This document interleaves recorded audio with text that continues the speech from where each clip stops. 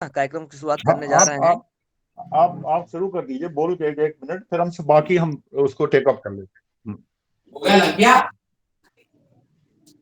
और सर्वप्रथम तो मैं आप सभी से क्षमा याचना चाहूंगा।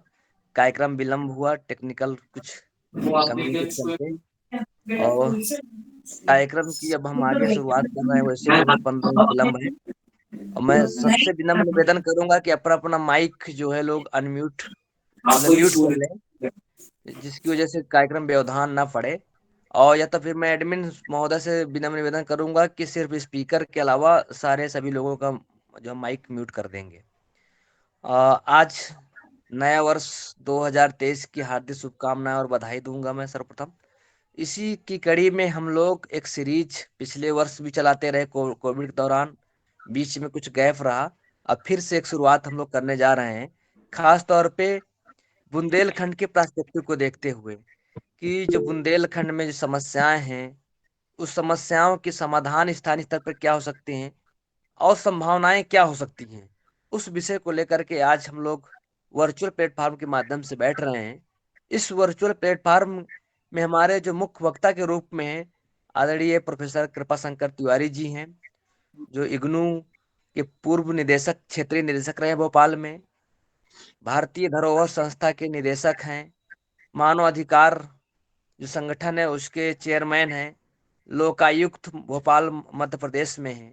कई मतलब अकादमिक और अकादमिक के साथ में सामाजिक गतिविधियों में सहभागिता दर्ज करा रहे हैं।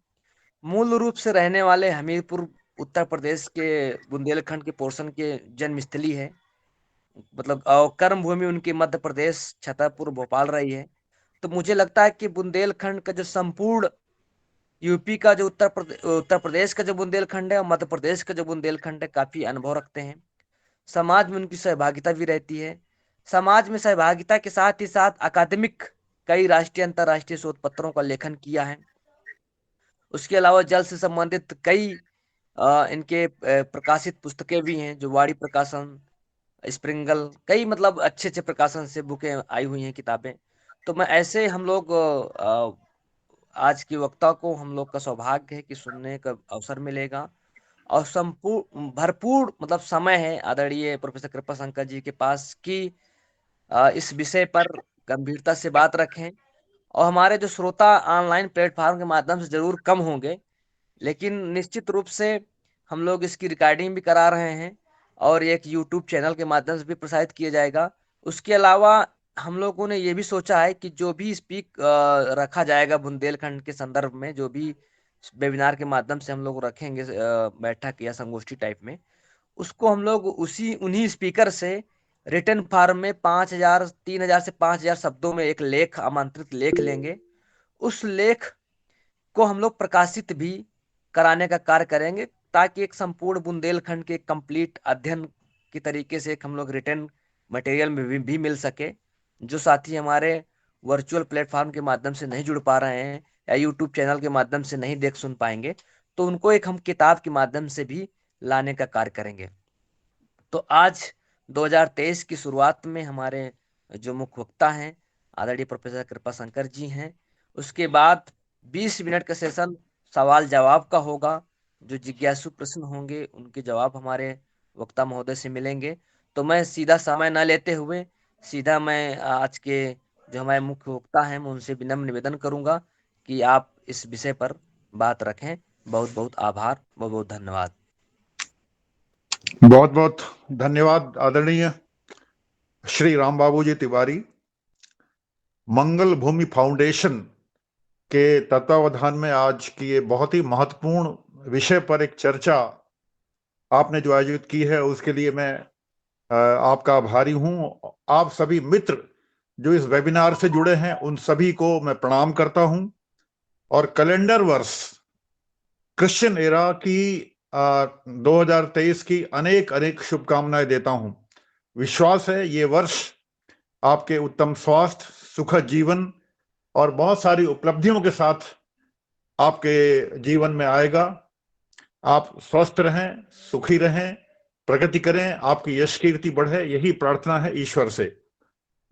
जो कि तय हुआ था कि बुंदेलखंड हम सब कहीं न कहीं इस मंगल भूमि फाउंडेशन तो नाम संस्था का है, लेकिन मैं बुंदेलखंड को भी मंगल भूमि बोलता हूं, जो पवित्र भूमि है, मंगल भूमि है, और विश्व के सर्वाधिक प्रचलित, सर्वाधिक प्रसिद्ध, सर्वाधिक पुण्य वाले 2 महाग्रंथ जिस भूमि पर लिखे गए हों, रामचरितमानस तुलसीदास जी का, और ऐसी जानकारी है कि उरई, जिला जालौन उरई के पास महर्षि वेदव्यास ने महाभारत की रचना की थी। तो जिस भूमि पर महाभारत और रामचरितमानस लिखे गए हों, वो भूमि कैसे उपेक्षित हो सकती है, इस बात को हमें समझना होगा। तो आज की चर्चा थी बुंदेलखंड की समस्याएं, समाधान, संभावनाएं, और मुझे लगता है कि शंकाएं भी होंगी किसी को। संसाधन भी हमारे हैं, हमारी सोच क्या है और सावधानियां क्या हो सकती हैं। बहुत सारे ऐसे बिंदु हैं जिन पर आज की चर्चा होनी चाहिए। बड़ा कभी कभी दुख होता है कि बुंदेलखंड की पहचान दुर्भाग्य से लोगों ने एक अजीब सी पहचान बना ली कि जहां गरीबी है, पिछड़ापन है, अशिक्षा है, पलायन है, अंधविश्वास है, आजीविका के साधन नहीं है, सामंतवाद की जकड़ में ये रहा है। हो सकता है आंशिक रूप से सच हो, लेकिन ये पूरा सच नहीं है। बुंदेलखंड की महान संस्कृति, महान परंपरा, इसकी पहचान, विपुल अपार प्राकृतिक संसाधन, पानी से लबरेज कभी ये क्षेत्र था, ठीक है, आज स्थितियां बदल गई, बिगड़ गई। जंगल, भरपूर जंगल हैं और थे, ठीक है, जंगल उजड़े हैं, बिखरे हैं, कटे हैं, लेकिन ये क्षेत्र जंगलों से भरपूर क्षेत्र था। वन्य जीव यहां भरपूर थे। खनिज, यहां खनिज के लिए सारे भारत में, सारी दुनिया में विशेष प्रकार के खनिज, जिसमें हीरा भी शामिल है, संसाधन थे। यहां की अद्भुत परंपराएं थीं, यहां पर्यटन की अपार संभावनाएं हैं और थीं, यहां का पुरातत्व, यहां का स्थापत्य, कितने ही बातें हैं जो बुंदेलखंड के बारे में कही जाए। हम सब इस क्षेत्र के हैं, तो हमारा शरीर, हमारा शरीर जो है वो यहां बुंदेलखंड की हवा, पानी, मिट्टी से बना है। हमें गर्व होना चाहिए कि हम इस बुंदेलखंड भूमि से उपजे हैं, और आज हमारा दायित्व है कि हम बुंदेलखंड भूमि के उत्थान के लिए, कल्याण के लिए, इसके विकास के लिए व्यक्तिगत, सामूहिक जो भी योगदान हो सके उसको देने की कोशिश करें। आप जानते हैं बुंदेलखंड 2 हिस्से हैं, लेकिन मैं उसको एक मानता हूं। सांस्कृतिक रूप से भले ही वो राजनीतिक कारणों से या दूसरे कारणों से यूपी एमपी में बटा हो, लेकिन मुझे लगता है कि दर्जनों ऐसे कारण हैं कि जहां बुंदेलखंड की मूल पृष्ठभूमि एक ही है, जिसमें से 7 जिले मध्य प्रदेश में हैं और 7 ही जिले उत्तर प्रदेश में हैं। जिलों का नाम लेने का कोई औचित्य नहीं, सब जानते हैं। मध्य प्रदेश में टीकमगढ़ जिले का एक निवाड़ी जो जिला है वो नया जिला बना था 2-3 वर्ष पहले। तो इस तरह से 7 जिले मध्य प्रदेश में हो गए हैं और 7 पहले से उत्तर प्रदेश में है। आज की जो चर्चा थी कि बुंदेलखंड की समस्याएं क्या है, ये जानना बहुत जरूरी है, क्योंकि हम सब, आप सब, मेरा जन्म बुंदेलखंड में हुआ, मेरे माता पिता सब कहीं न कहीं यूपी वाले बुंदेलखंड में थे, मेरी परवरिश मध्य प्रदेश छतरपुर में हुई। तो मुझे इस भूमि से जितना प्रेम, जितना लगाव, जितना अपनापन है, मुझे लगता है शायद आपको भी उतना ही होगा। तो हम आज उन सारे बिंदु पर चर्चा करें, कौन कौन से वो समस्याएं हैं, वो बिंदु हैं, वो चुनौतियां हैं, और उनके क्या समाधान और हल हो सकते हैं, और विकास की संभावनाओं में क्या बाधाएं रही हैं, क्या हर्डल्स हैं, ऑब्स्टिकल्स हैं। तो पहला सबसे जरूरी मुद्दा जो मुझे समझ में आया है, और आप भी सहमत होंगे, जो क्षेत्र, जो मंगल भूमि बुंदेलखंड की पानी से कभी भरपूर थी, यहां भरपूर नदियां थीं। कभी एक समय था 1960 के आसपास जहां 25,000 से अधिक कुएं थे, 10,000 से अधिक तालाब थे। आप कल्पना कीजिए, आज वो बुंदेलखंड, समूचा बुंदेलखंड, चाहे ललितपुर हो या छतरपुर हो या आपके दीगर दूसरे क्षेत्र हों, सब पानी की गंभीर कमी से जूझ रहे हैं। ये हमारे विकास का एक नमूना है। हमने जो विकास की दिशा तय की, उसने सारा पानी निचोड़ दिया, लील लिया, खत्म कर दिया धरती के ऊपर, यानी धरती की गोद में, और धरती की कोख में, यानी भूमिगत जल भी। तो ये एक सर्वाधिक गंभीर समस्या है कि जिस क्षेत्र में भी पानी होगा वो क्षेत्र निरंतर विकास करता है। पानी केवल सीधे पानी की समस्या नहीं है, पानी से जंगल, पानी से भूमि, पानी से बायोडायवर्सिटी, पानी से खेती, पानी से विकास, पानी से उद्योग, पानी से धार्मिक पर्यटन, पानी से सारी विकास की संभावनाएं जुड़ी रहती हैं। पानी को खत्म करना, हम उन विकास के सारे तंतुओं को, विकास के उस जाल को खत्म कर चुके हैं। आज बुंदेलखंड की नदियां, चाहे मंदाकिनी हो या आपकी यमुना हो, यमुना के साथ नदियां हो, और हम कहीं ना कहीं गंगा के सहायक नदियों के कछारी क्षेत्र में रहते हैं। गंगा की सहायक नदी यमुना, यमुना की सहायक नदी बेतवा, और दूसरी और नदियां हैं बहुत, उनकी भी सहायक उप सहायक नदियां हैं। फिर और भी छोटी छोटी नदियां, नदियों का जाल जो बनता था बुंदेलखंड में, वो जाल छिद बिद हो गया। पहाड़ी नदियां, मौसमी नदियां सूख गई। जो नदियां साल भर बहती थी वो शायद अब कुछ दिन बरसात के दिनों में बहती दिखती हैं। जो मौसमी नदियां थी वो केवल मौसम में ही बहती हैं। बड़ी नदियां, यमुना जैसी बड़ी नदी जो हमारी प्रमुख नदी थी, आज भी है, लेकिन भविष्य में नदी का क्या रूप होगा ये चिंता का विषय है। क्योंकि यमुना का अधिकांश पानी ग्लेशियर्स के पिघलने से आता है, बाकी सहायक नदियों से, जंगलों से सिमट सिमट के पानी भरता है। तो ये एक दुखद स्थिति है। उसके साथ ही मैंने बताया कि अगर नदियां मरी हैं, उन खत्म हुई हैं, सूखी हैं, उनका बहाव घटा है, बहाव रुका है, तो ये एक चिंताजनक स्थिति है बुंदेलखंड की। और हमें इस पर कहीं ना कहीं एक पूरी योजना है। राम बाबू जी ने मंदाकिनी पर एक अभियान शुरू किया था, मैं भी भागीदार था उसमें। और हमें कहीं ना कहीं जहां पर भी हैं, यदि संभव हो, तालाब, कुएं, नदी, झील, पोखर, बावड़ियों के संरक्षण के लिए कुछ ना कुछ बुंदेलखंड में करना पड़ेगा। पानी, क्योंकि इससे खेती जुड़ी है, खेती से आजीविका जुड़ी हुई है, हमारी समृद्धि जुड़ी हुई है, हमारा विकास जुड़ा हुआ है। तो ये एक ऐसा मुद्दा है। उद्योग हमारे जुड़े हुए हैं। हमारे कछारी क्षेत्र में जो कृषि होती थी वो नदियों के हेल्थ से सीधा जुड़ा मामला था। तो पानी एक ऐसा मुद्दा है जिस पर हमें ध्यान देना पड़ेगा।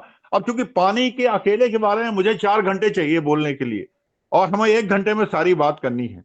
हालांकि भारत सरकार ने, राज्य सरकारों ने नदी जोड़ो अभियान शुरू किया है। इस अभियान को लेकर पर्यावरणविद और जो पारिस्थितिक विज्ञ है, इकोलॉजिस्ट हैं, उनकी अलग अलग राय है। उनका मानना है कि नदी जोड़ने से शायद बुंदेलखंड की स्थायी समस्याएं कितनी हल होगी अभी नहीं कहा जा सकता, लेकिन रहवास, जंगल, टाइगर रिजर्व, वहां की संस्कृति, वहां के जंगल, तमाम सारी जो इकोलॉजिकल कंडीशंस वो कहीं ना कहीं प्रभावित होंगी। उससे कम लागत में, कम पैसे में, कम संसाधनों में शायद जल प्रबंधन संरक्षण के बेहतर उपाय हो सकते हैं। हमें कहीं ना कहीं उन पर विचार करना पड़ेगा। हमारी सिंचाई कहीं ना कहीं बढ़ सकती है, लेकिन स्थानीय, व्यवहारिक, सस्ते, सहज, सरल उपाय हमें ढूंढने पड़ेंगे। एक और चिंता का विषय, भूजल स्तर बुंदेलखंड का घट रहा है, लगातार पानी नीचे जा रहा है, ये चिंता के विषय है। तो ये पानी से जुड़े कुछ बुंदेलखंड के मुद्दे हैं जिन पर मुझे लगता है कि अगर राम बाबू जी कभी अवसर मिलेगा तो नदी, जल, अब बुंदेलखंड के जल के ऊपर हम लोग बात करेंगे।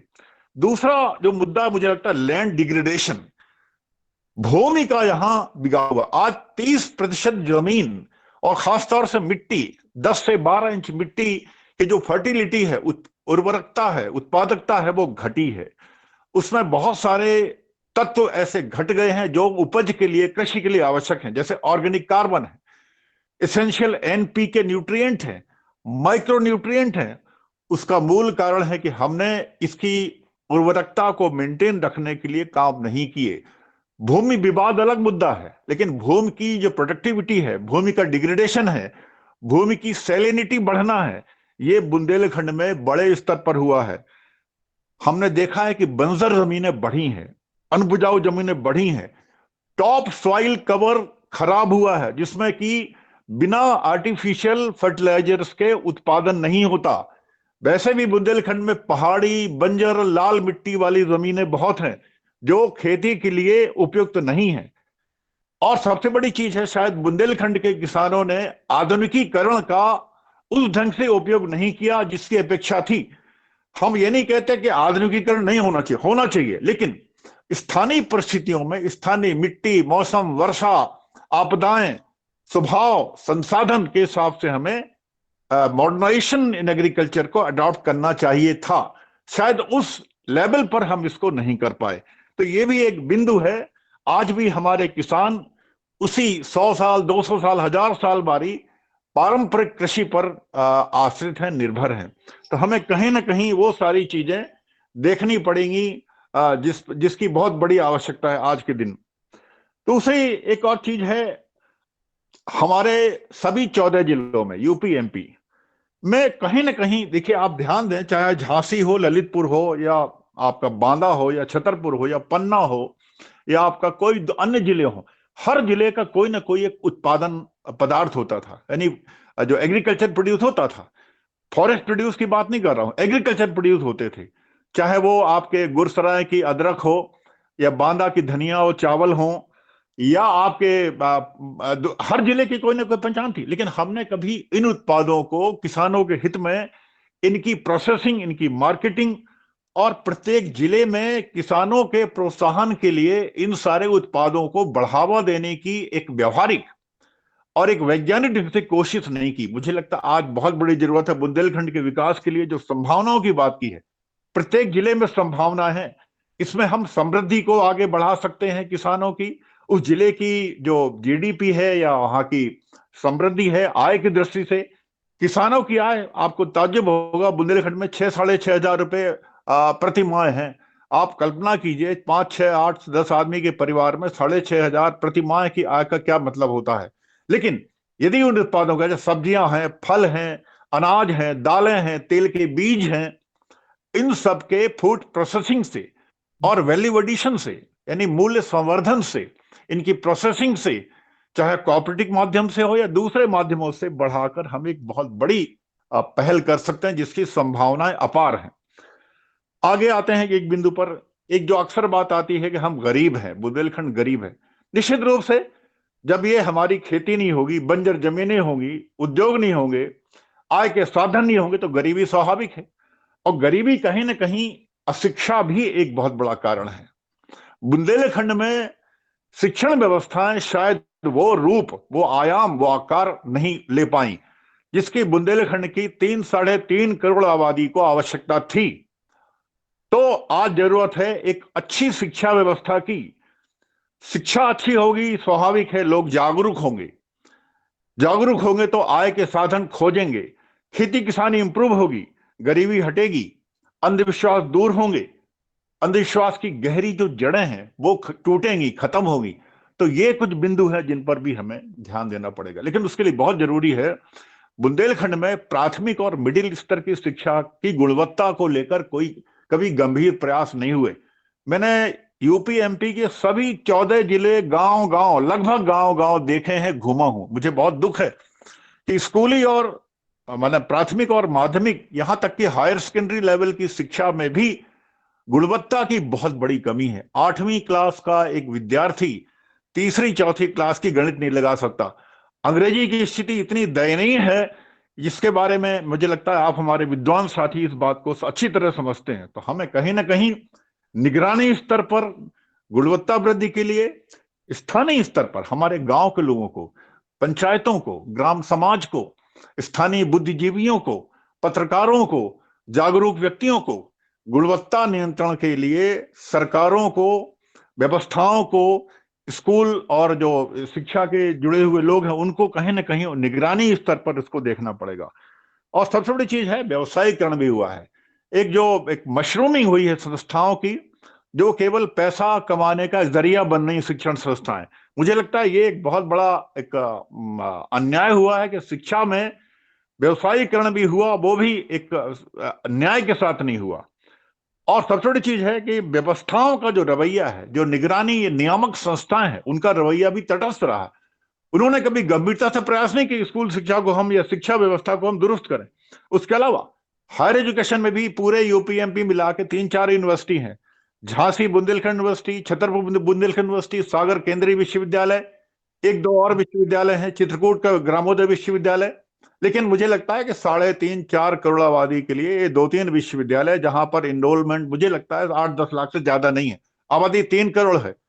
इसका मतलब ये हुआ ग्रॉस एनरोलमेंट रेशियो, सकल पंजीकरण अनुपात आज भी बुंदेलखंड में मध्य प्रदेश, उत्तर प्रदेश या भारत की तुलना में, दुनिया की तुलना में बहुत पीछे है, अभी भी बहुत पीछे है। उसके अलावा जो सबसे गंभीर बात है कि कौशल शिक्षा, स्किल एजुकेशन की कोई व्यवस्था नहीं है। आज सारी दुनिया, भारत सहित पूरी दुनिया में कौशल शिक्षा, स्किल एजुकेशन को सर्वोच्च प्राथमिकता दी जा रही है। जहां पर भी समाज, विद्यार्थी शिक्षा में कौशल के तत्व शामिल हैं, वहां पर रोजगार की अपार संभावनाएं पनपी हैं, बढ़ी हैं। आज भी भारत सरकार इस बात को लेकर पृथक मंत्रालय है, कौशल शिक्षा को सर्वोच्च महत्व दे रही है। और हमारे इस क्षेत्र में कौशल शिक्षा का कोई बहुत ज्यादा जोर नहीं है। इंजीनियरिंग कॉलेजेस हैं, लेकिन इंजीनियरिंग कॉलेजेस में प्लेन हार्ड स्किल वाली डिग्री दी जाती है। सॉफ्ट स्किल्स, जहां पर आईटी स्किल्स हैं, नए जमाने की स्किल्स हैं, मॉडर्न स्किल्स हैं, कम्युनिकेशन स्किल्स हैं, ग्रूमिंग है, बिहेवियरल स्किल्स हैं, इनकी जानकारी नहीं दी जा रही है। उसका मूल कारण है, मूल वजह है कि जिससे हमारे बच्चे रोजगार के उनको मौके नहीं मिल पा रहे हैं। आईटी एजुकेशन की स्थिति दयनीय है। मेडिकल एजुकेशन कुछ हद तक है, लेकिन वो भी अधकचरी अवस्था में है। जो मेडिकल कॉलेजेस हैं वहां संसाधन उस अनुपात में नहीं है जिस अनुपात में मेडिकल एजुकेशन को एक स्तरीय शिक्षा देकर उनको फील्ड में सेवाओं के लिए छोड़ा जा सके। तकनीकी शिक्षा, मेडिकल शिक्षा, आईटी एजुकेशन, कौशल शिक्षा, उच्च शिक्षा, बहुत सारे विषय हैं, संस्थाएं हैं, यूनिवर्सिटीज हैं, कॉलेजेस हैं, लेकिन क्वालिटी लेवल पर, क्वांटिटी ठीक है, क्वांटिटी भी नहीं है वैसे तो, लेकिन क्वालिटी लेवल पर हमें बहुत बड़े स्तर पर आगे आना पड़ेगा, जो बुंदेलखंड की मुझे लगता है एक बड़ी समस्या है। हमारे संस्थान, हमारे विश्वविद्यालय, हमारे महाविद्यालय, ठीक है, वहां एडमिशन है, बच्चे पढ़ते हैं, मैं शिक्षक रहा हूं, इस बात का मुझे गर्व है। लेकिन मैं इस बात को बेहतर समझता हूं कि आज हमारे संस्थान, शिक्षा संस्थान संसाधन विहीन है। विज्ञान और इंजीनियरिंग एजुकेशन आप समझ सकते हैं बिना लेबोरेटरी के नहीं होती, बिना डेमोन्स्ट्रेशन के नहीं होती, बिना प्रायोगिक कार्यों के नहीं होती। आज विज्ञान की शिक्षा बिना प्रयोगों की दी जा रही है, जो मैं एक अपराध की श्रेणी मानता हूं। Science, physics, chemistry, bio sciences है, कंप्यूटर साइंसेस है, पीजीडीसी की डिग्री बिना कंप्यूटर के अगर दे दी जाए, आप कल्पना कर सकते हैं इसका क्या मतलब होता है। केमिस्ट्री में कोई एमएससी हो जाए और उसने लैब ना देखी हो, इसका क्या मतलब होता है। जो हमारे विद्वान मित्र हैं जो जुड़े हैं इस बात को समझते हैं। तो मुझे बहुत दुख है कि हम शिक्षण संस्थाओं में वो संसाधन नहीं जुटा पाए, या समाज ने संस्थाओं को इस बात के लिए बाध्य नहीं किया कि आप बिना संसाधनों के इस तरह की शिक्षा नहीं दे सकते। तो ये कुछ ऐसे विषय हैं जिन पर मुझे लगता है बुंदेलखंड में के संदर्भ में चर्चा होनी चाहिए। हम आमतौर पर शिक्षा व्यवस्थाओं में, शिक्षा संस्थानों में एक व्यवहारिक ज्ञान की बातें नहीं करते, हम सैद्धांतिक शिक्षा दे रहे हैं उनको। इंजीनियरिंग एजुकेशन भी किताबी शिक्षा दे रहे हैं, लेकिन एक इंजीनियर अगर वर्कशॉप ट्रेनिंग नहीं है, उसको व्यवहारिक ज्ञान नहीं है, जिसको मैं टेक्निकली हैंड्स ऑन ट्रेनिंग बोलता हूं, माइंड्स ऑन ट्रेनिंग तो है उनको कुछ हद तक, वो भी बहुत क्वालिटी नहीं है उसकी, लेकिन अगर माइंड्स ऑन ट्रेनिंग होने वो भी गुणवत्तापूर्ण नहीं है, और हैंड्स ऑन ट्रेनिंग यानी व्यवहारिक ज्ञान नहीं है, तो ये एक बहुत बड़ी कमी है। और आज दुनिया की जो मल्टीनेशनल कंपनी है वो शायद ऐसे बच्चों को रोजगार देने के लिए तैयार नहीं होंगी। मैंने दुनिया के दूसरे देशों में, खासतौर से अमेरिका में सुना है, देखा है। मैं व्यक्तिगत माइक्रोसॉफ्ट जैसी बड़ी कंपनियों में गया हूं, वहां देखा है। उनका कहना है कि हमारे भारत के बच्चे केवल इसलिए पीछे छूट जाते हैं, खासतौर से एमपी में भी बुंदेलखंड और यूपी में भी बुंदेलखंड के बच्चे, क्योंकि उनको स्किल्स नहीं है। बीई डिग्री है लेकिन उनके पास कोई एडिशनल स्किल बेस्ड कोई डिग्री नहीं है। ये एक बहुत बड़ी समस्या है, तो हमें इस पर ध्यान देना होगा। ये एक चुनौती है, एक समस्या है, इसके समाधान हमें ढूंढने पड़ेंगे। आज एक और जो बड़ी समस्या बुंदेलखंड, जिसके लिए मैं समझता हूं बदनाम जैसा है, सारे उत्तर भारत में, पंजाब, दिल्ली, हरियाणा, साउथ में यहाँ के लोग, बड़े लाखों लोग पलायन करते हैं। हमने कोरोना काल में, कोविड-19 के समय में उन लाखों लोगों को अपने घर लौटते देखा है। आपने सबने भी देखा होगा किन बुरी परिस्थितियों में, किन दुखद भयावह परिस्थितियों में वो लौटे थे। वो लोग थे जो अपना घर गांव छोड़ के नौकरी के लिए, रोजी रोटी के लिए अपना घर गांव, खेती, माँ बाप छोड़ के उन शहरों में गए थे। गुजरात गए थे, पंजाब गए थे, दिल्ली हरियाणा गए थे, साउथ केरल गए थे। लेकिन क्यों गए थे, ये एक बहुत बड़ा प्रश्न चिन्ह है, और मुझे लगता है हमारे लिए सबसे बड़ी चिंता है। बुंदेलखंड पलायन करने वाला एक बहुत बड़ा क्षेत्र, उसका मूल कारण है हमारे पास खेती नहीं है, शिक्षा नहीं है, गरीबी है, उद्योग नहीं है, नौकरी का अवसर नहीं है, आजीविका के स्थानीय साधन नहीं है। हमारे जो शहर, जिले हैं, कस्बे हैं, वहां पर कोई रोजगार नहीं है।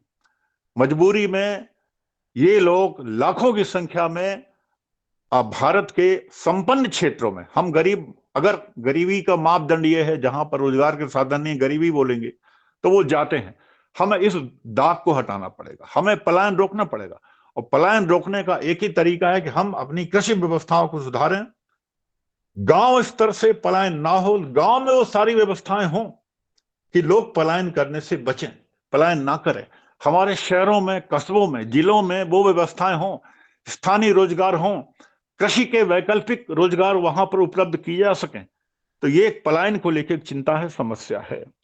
इसको लेकर जागरूकता चाहिए, हमें व्यवसाय चाहिए, और सबसे बड़ी चीज है छोटे छोटे उद्योगों को स्थानीय स्तर पर, क्योंकि माइग्रेशन तभी होता है जब वहां पर आजीविका के साधन नहीं होते। अगर हम स्थानीय स्तर पर स्मॉल स्केल इंडस्ट्रीज को एमएसएमई के मदद से वहां पर या बहुत सारी छोटी छोटी परियोजनाएं हैं, इनको अगर शुरू कर सकें, तो मुझे लगता है ये पलायन रुकेगा, लोगों को रोजगार के साधन मिलेंगे।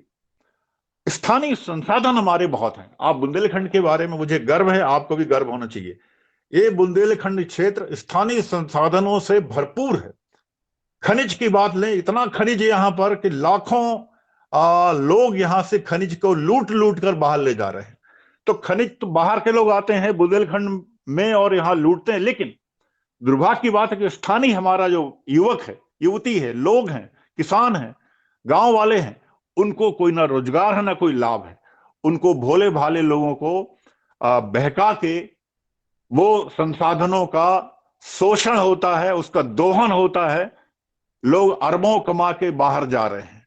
सारे हमारे संसाधन, खनिज, पानी, जंगल और भी जो आपके बहुमूल्य साधन है, यहाँ के संसाधन है, वो धीरे धीरे सिकुड़ रहे हैं, खत्म हो रहे हैं। इस क्षेत्र को बंजर, अनुपजाऊ, अनुपयुक्त छोड़ा जा रहा है, लेकिन हम उन सारे लाभों से वंचित।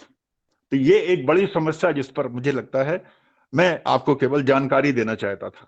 एक और जो हमारे बुंदेलखंड में समस्या है, आपने भी देखा होगा, आप सब यहीं के हैं, यूपी वाला, एमपी वाला, यहाँ एक अजीब सी आदत थी, और उसका मूल कारण अशिक्षा है। उसके कहीं ना कहीं जड़ में अशिक्षा है, गरीबी है, मजबूरी है, अंधविश्वास है, न्यायालयीन प्रकरण, न्यायालयीन विवाद बहुत बड़े हैं। न्यायालयीन जो लिटिगेशंस हैं, कोर्ट के मामले हैं, जमीन के मामले हों, वैमनस्य के मामले हों, दीगर तमाम सारे छोटे मोटे झगड़े हों, ये यहाँ बहुत हैं। इसके वजह से क्या होगा, ये हमारे बहुत सारा समय, हमारे भाइयों बहनों का, परिवारों का, इस क्षेत्र का समय, संसाधन बर्बाद होते हैं। वैमनस्य पनपता है, विवाद पनपते हैं, अपराध होते हैं, हत्याएं होती हैं, और एक विषम सामाजिक स्थिति पनपती है। मुझे लगता है ये बुंदेलखंड की एक बड़ी समस्या रही है, और आज भी कहीं ना कहीं ये समस्या हमारी बहुत गहरे जुड़ी हुई है। तो हमें कहीं ना कहीं इस पर ध्यान देना पड़ेगा। आप जानते हैं कि हमारी जो सांस्कृतिक विरासत थी बहुत समृद्ध थी, और हमने कभी उस सांस्कृतिक विरासत को आगे बढ़ाने की कोशिश नहीं की। आज जब स्थितियां बहुत तेजी से बदल रही हैं, आज नया वर्ष है, हम संकल्प लें, रेजोल्यूशन लें कि हम उन संसाधनों को किस तरह बचाकर फिर से एक नई दुनिया में प्रवेश कर सकते हैं। मुझे लगता है संसाधनों से भरपूर इस क्षेत्र में अपार संभावना है, और वो भी हमारी कल्चरल हेरिटेज, सांस्कृतिक विरासत को संभालना हमारा बहुत बड़ा दायित्व है। एक और बात, जंगल की बात करें, आप जानते हैं कि भारत के में दुनिया के जो जंगलों के हॉट स्पॉट्स हैं, मुझे लगता है कि भारत के समृद्ध जंगल हॉट स्पॉट्स में बुंदेलखंड का बहुत सारा क्षेत्र है। चाहे पन्ना के जंगल हो, चित्रकूट के जंगल हो, या दूसरा बहुत बड़ा क्षेत्र है वहां जंगल भरपूर है, लेकिन दुर्भाग्य से हमारी लापरवाही से कहीं ना कहीं इसमें किसी का डिस्टरबेंस हो रहा है। प्लीज माइक बंद कर दें, प्लीज। माइक खुला है किसी का? आदरणीय आश्रय जी, आप अपना माइक म्यूट कर लीजिए। रजनीश, मैं चाहता हूँ कि स्पीकर के अलावा जो भी माइक है म्यूट कर दीजिए। तो अब जी एक गुरु जी, एक शुरू करिए। सिचुएशन ये होती है कि जंगल 1/3 होना चाहिए, भूमि का 1/3, यानी 33%। दुर्भाग्य की बात है कि जंगल 20-21% बचे हैं। हमने अपनी लापरवाहियों से स्वयं वैध अवैध जंगलों को सफाया कर दिया। अब कारण बहुत सारे हैं, मैं उन कारणों पर नहीं जाना चाहता, लेकिन जिस क्षेत्र में भी दुनिया में आज जंगल बहुत बड़े मुसीबत झेल रहे हैं। जंगलों में आग लगी हुई है दुनिया के, अमेरिका हो, ऑस्ट्रेलिया हो, अमेजन हो, उत्तरांचल हो भारत का, लेकिन जंगल बर्बाद हो रहे हैं, जल रहे हैं, कट रहे हैं, मिट रहे हैं, बर्बाद हो रहे हैं, खत्म हो रहे हैं। बुंदेलखंड के जंगल जो कभी समृद्ध थे, वो केवल जंगल नहीं थे, वो जंगल के अलावा हमारा जीवन था। जंगलों से नदियां जुड़ी थी, जंगलों से हमारा फॉरेस्ट प्रोड्यूस से आदिवासियों की, वनवासियों की आजीविका जुड़ी थी। जंगल से नदियों का स्वास्थ्य था, जो पानी को ढो ढो कर, सींच सींच कर, जड़ों के माध्यम से नदियां भरते थे। जंगल से न जाने कितने हमारे बायोडाइवर्सिटी थी। जंगलों से हमारे नेचुरल जो लाइफ है वन्य जीवों की, वो जुड़ी थी। जंगल हमारे प्राण थे। उस प्राण को, जंगल पोल्यूशन को सोखते थे, जिनको कार्बन सिंक बोलते हैं टेक्निकली आज की भाषा में। कार्बन सिंक माने पोल्यूशन को सोख लेने वाले बहुत बड़े प्राकृतिक व्यवस्था थी, जिसको हमने बर्बाद कर दिया और कर रहे हैं। बुंदेलखंड के जंगल, हमें गर्व है कि वो जंगल हमारे समृद्ध जंगल थे और हमारी अपनी विरासत थे, हमारी अपनी पहचान थे। वो पहचान हमने खत्म कर दी या खत्म हो रही है।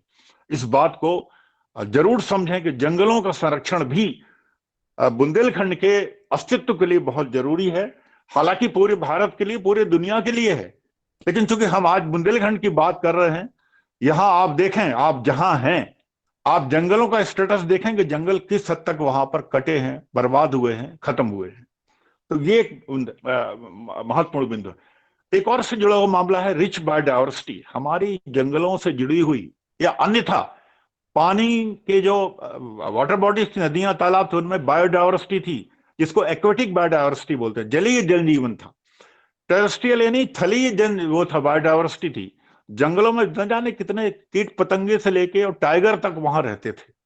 लेकिन आप देखेंगे, न जाने, कम से कम ऐसा अनुमान है, 500 से अधिक प्रजातियां पिछले 100 सालों में बुंदेलखंड से खत्म हो चुकी हैं। 500।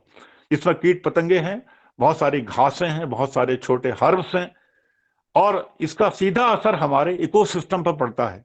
जब भी बायोडाइवर्सिटी का लॉस होता है, जैव विविधता समाप्त होती है, क्योंकि प्रकृति का एक एक कण, एक एक जीव, उसका महत्व है, सब इंटरलिंक्ड हैं।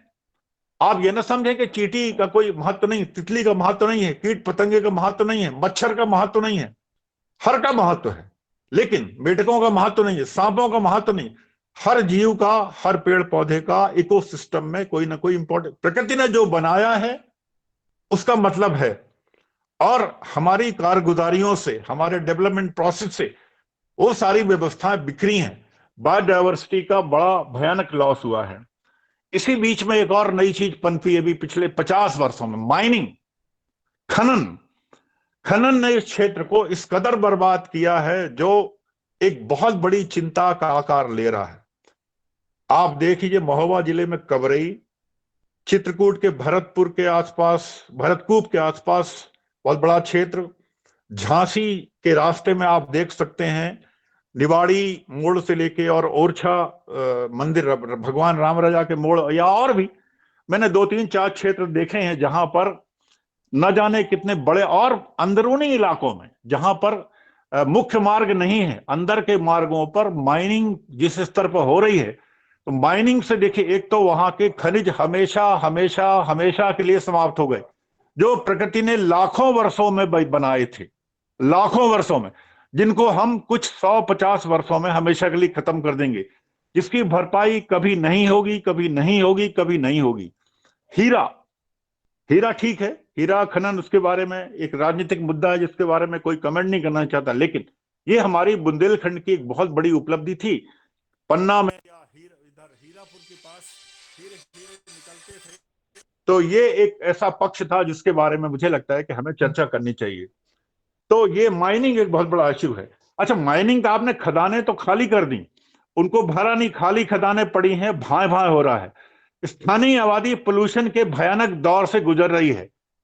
लाखों लोग आज वायु प्रदूषण से सीओपीडी, अस्थमा, किडनी, चमड़ी, न जाने कितनी स्वास्थ्य समस्याओं से जूझ रहे हैं। ये एक समझने की बात है। तो पोल्यूशन एक अलग मुद्दा है।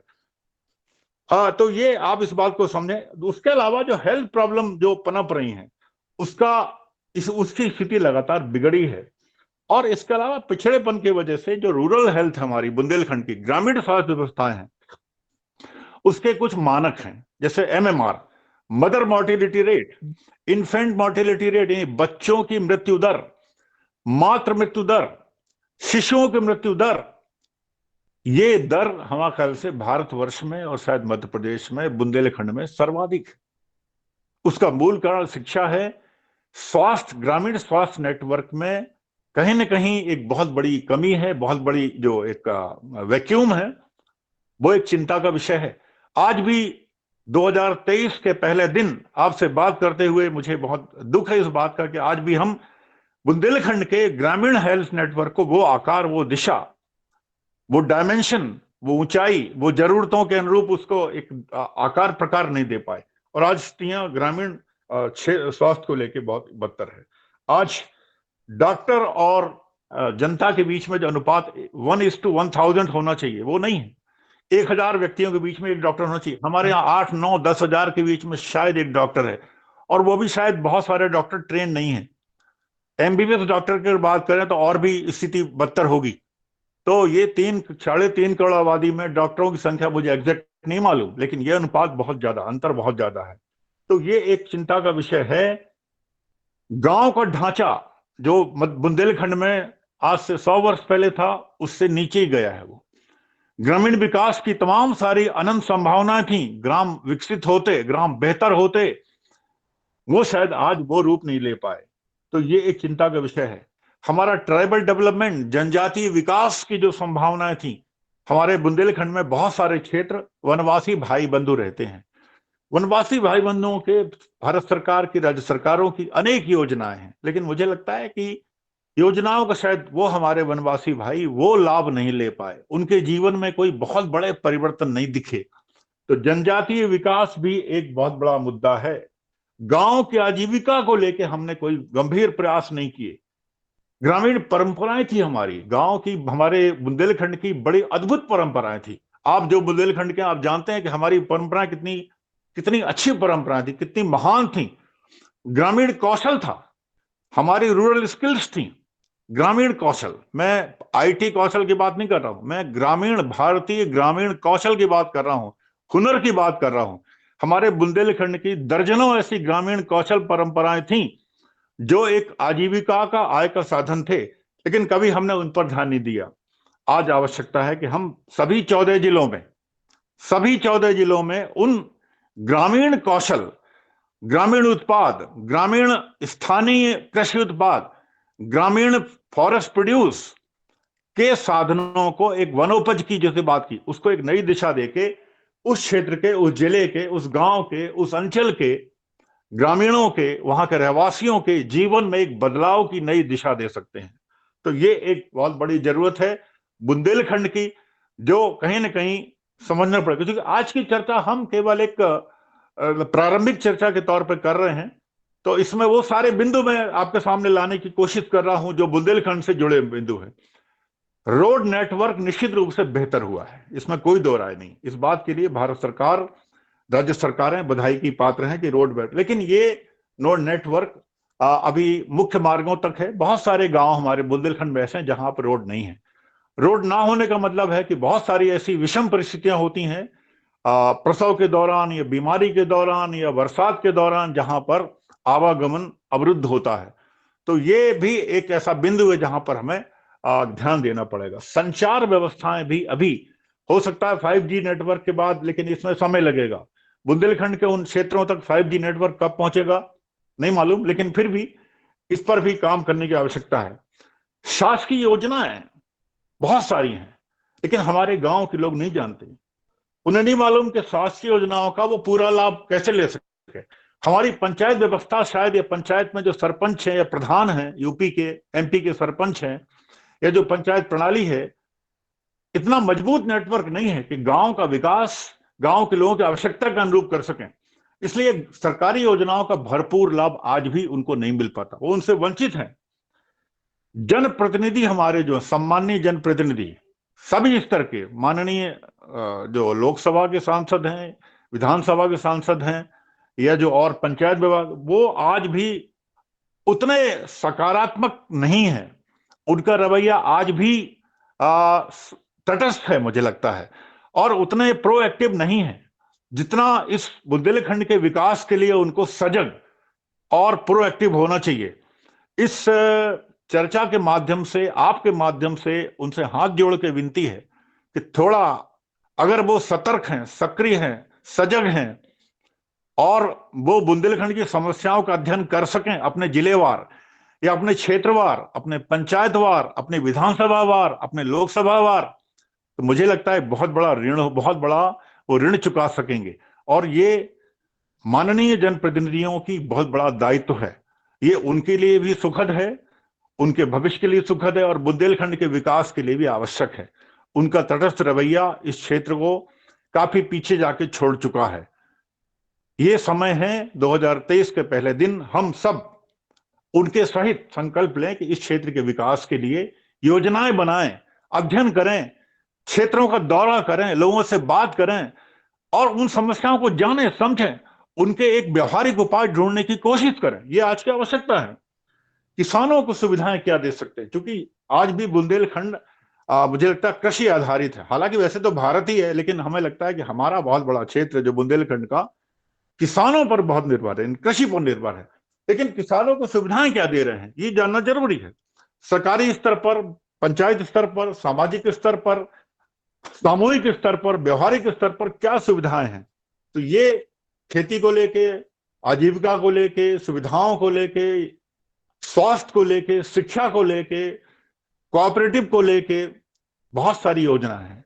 बैंकिंग को लेके, बैंकिंग से मिलने वाले कर्ज को लेके, खाद को लेके, बीज को लेके, कृषि के मॉडर्नाइजेशन को लेके, तो ये ऐसी स्थिति है जिसके बारे में मुझे लगता है कि चर्चा होनी चाहिए, हमें जानना चाहिए। होता क्या है, बैंकों से कर्ज के मामले आपने सुने होंगे, यूपी में भी, MP में भी, तेलंगाना में भी है, दूसरे भारत के दूसरे हिस्सों में। बुंदेलखंड के बहुत सारे क्षेत्रों से खबरें आती रही हैं, किसान कर्ज लेते हैं, कर चुका नहीं पाते, एक अवसाद की स्थिति में आते हैं, और बहुत सारे ऐसे दुखद मामले होते हैं जब वो आत्महत्याएं करने के लिए मजबूर होते हैं। ये एक ऐसा पक्ष है जो चर्चा मैं नहीं करना चाहता, क्योंकि बहुत दुख होता है ये सारे मुद्दों पर बातचीत करके। लेकिन मुझे लगता है कि हम सब मिलकर इन सारे मुद्दों को कम से कम समझें। तो कोऑपरेटिव सोसाइटीज यहाँ सक्रिय होकर बुंदेलखंड के क्षेत्र के विकास में एक बहुत बड़ी पहल कर सकती हैं, जिसको लेके मुझे लगता है आज भी बहुत कुछ होना बाकी। इंडिविजुअल सोसाइटी कहीं हो सकता है बेहतर हो, अच्छा काम कर रही हो, लोगों का भला कर रही हो, किसानों को मदद कर रही हो, लेकिन बाय एंड लार्ज पूरे बुंदेलखंड में, यूपी MP दोनों में, कोऑपरेटिव मूवमेंट और कोऑपरेटिव सोसाइटीज का बहुत बड़ा रोल है, जिसको उन्हें लीड लेके आगे आना चाहिए। एक और चीज, ये सारी चीजों का पृष्ठभूमि में देखें, बैकग्राउंड में देखें, तो इस क्षेत्र में अपराध बढ़ा है। अपराध क्यों बढ़ा? क्योंकि बिगाड़ है। बिगाड़ क्यों है? नशा है। नशा क्यों है? क्योंकि बेरोजगारी है, कोई साधनहीनता है। तो ये सारे कारण भी, मैंने अब शुरू में बोला था, पलायन के लिए जिम्मेवार है। आजीविका और नौकरी ना होना, खेती ना होना, परिवार का टूटना बटना, गृहस्थी खत्म होना, एक परिवार के 4 टुकड़े होना, जमीनों के 50 बीघे जमीन को 4 जगह बंटना, 4 जगह फिर 8 जगह बंटना। अंत में स्थिति वही आती है कि आजीविका के साधन जुड़ते नहीं है, लोग पलायन करते हैं। ऊपर से अपराध बढ़ता है, बिगाड़ बढ़ती है, नशे की प्रवृत्ति बढ़ती है। तो ये भी एक पक्ष है जिसके बारे में हमें चर्चा करनी चाहिए। प्रशासनिक जो प्रपंच हमने चुना है, मैं प्रपंच बोल रहा हूं, व्यवस्था नहीं बोल रहा हूं, हमने व्यवस्थाओं में प्रशासनिक प्रपंच जो प्रशासन ने जो, ठीक है व्यवस्थाएं होती हैं, लेकिन आज भी प्रशासन स्तर पर वो जागरूकता, वो समझ, वो संवेदनशीलता जो आनी चाहिए, जो बुंदेलखंड के विकास के लिए, वो अभी बहुत बड़ी जरूरत है। हमारे सम्माननीय प्रशासकों को कृपया बंद कर आदरणीय लीजिए माइक। धर्मेंद्र जी अपना माइक म्यूट कर लीजिए। मैं डॉक्टर मैं धर्मेंद्र थोड़ा जी। प्लीज बंद कर लीजिए, डिस्टरबेंस होता है प्लीज। तो प्रशासन को भी कहीं ना कहीं अब अपने काम करने का ढंग बदलना पड़ेगा, क्योंकि हम पिछले 50 वर्षों 75 वर्षों में जो प्रशासनिक व्यवस्थाएं थी, समय के साथ प्रशासनिक व्यवस्थाओं में हमारी पॉलिसीज बहुत सारी बन गई, संविधान ने बहुत सारे कानून दे दिए, बहुत सारी छूट दी है, बहुत सारी सुविधाएं दी है, लेकिन प्रशासनिक स्तर पर जब तक माइंडसेट चेंज नहीं होगा तब तक सुधार नहीं होंगे। बुंदेलखंड के क्षेत्र में जहां गरीबी या शिक्षा की मैंने बात की, जब तक प्रशासन यहाँ की स्थानीय परिस्थितियों को, स्थानीय मूड को नहीं समझेगा, तब तक प्रशासनिक व्यवस्थाएं सुधरेंगे नहीं, तब तक बदलाव नहीं होगा। ये एक ऐसी ऐसी चीज है, इस पर हमें ध्यान देना पड़ेगा।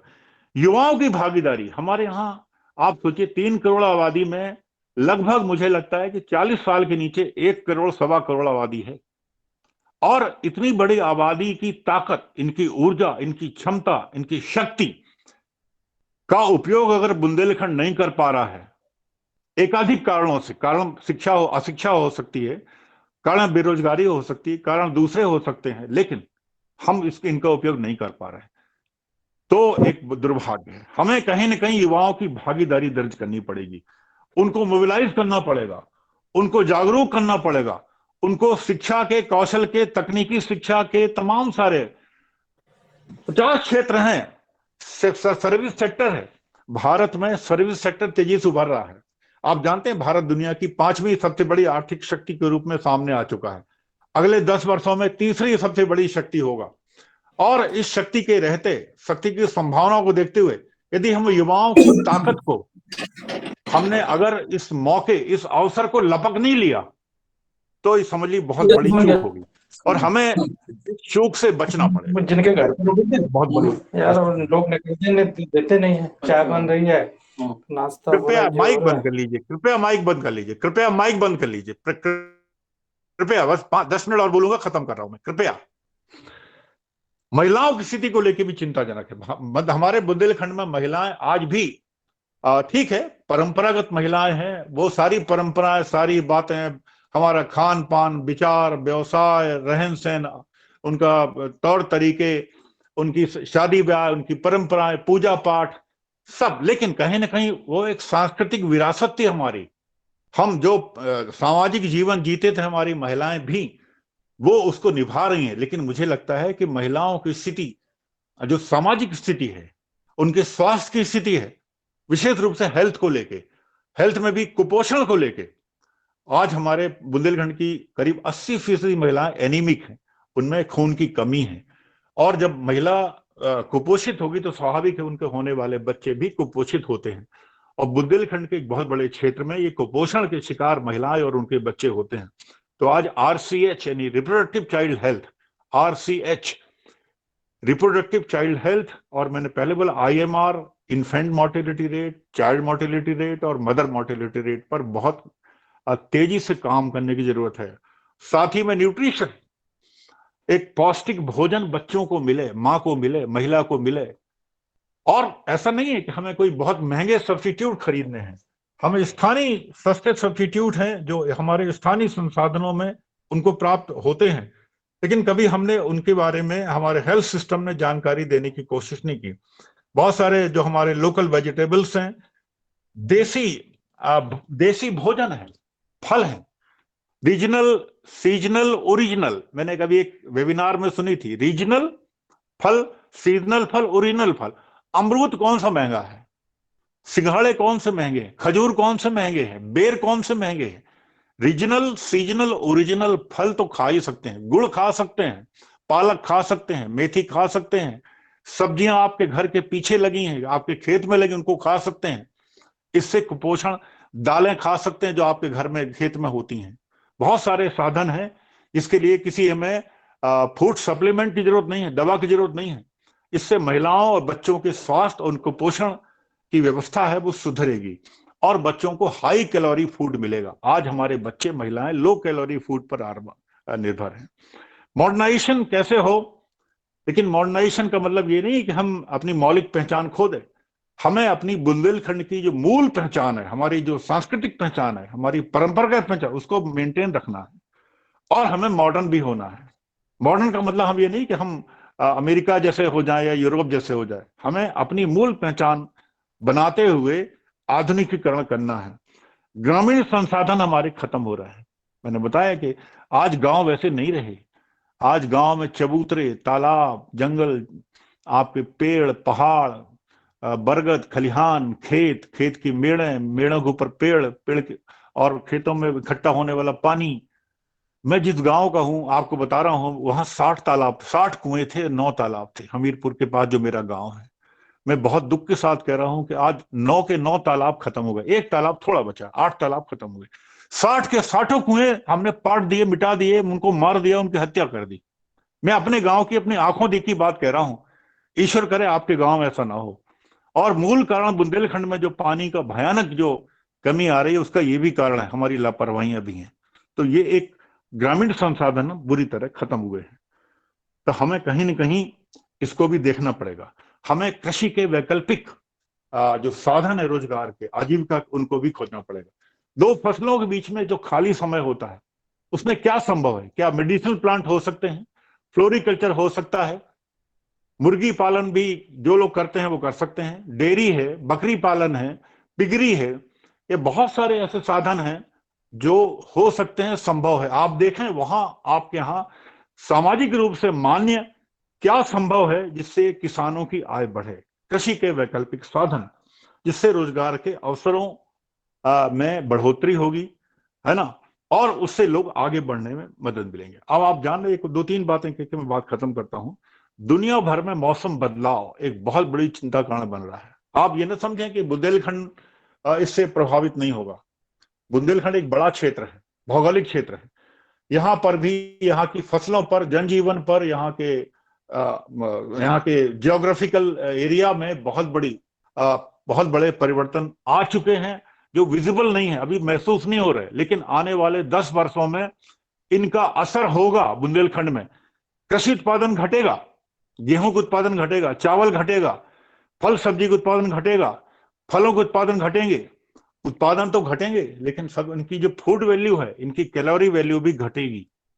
आप जो गेहूं खाते हैं प्रोटीन के लिए, दाल खाते हैं प्रोटीन के लिए, तिल का तेल खाते हैं ऑयल के लिए, फैट के लिए, इनकी मात्रा भविष्य में 10 सालों में उसमें घट जाएगी, कम से कम 10%। तो हमें बदलते मौसम, बदलते माहौल, घटती बढ़ती वर्षा, आने वाले बाढ़ सूखे के दिन, आपदाएं, इनके हिसाब से ढालना पड़ेगा किसानों को। और जो एग्रीकल्चर कॉलेजेस हैं बुंदेलखंड में, झांसी में, बांदा में, या जहां पर भी कृषि विज्ञान केंद्र है, उनको इन सारे क्षेत्रों पर गंभीरता से विचार करना पड़ेगा कि हम ऐसा क्या करें कि बदलते मौसम के हिसाब से बुंदेलखंड में खेती, किसानी और यहाँ की वो सारी व्यवस्थाओं को किस तरह से हम एक क्रमिक परिवर्तन कर सकें। ये एक बहुत बड़ा एक कारण है। कुछ और बिंदु है जिनके बारे में मैं आपसे और चर्चा करना चाहूंगा।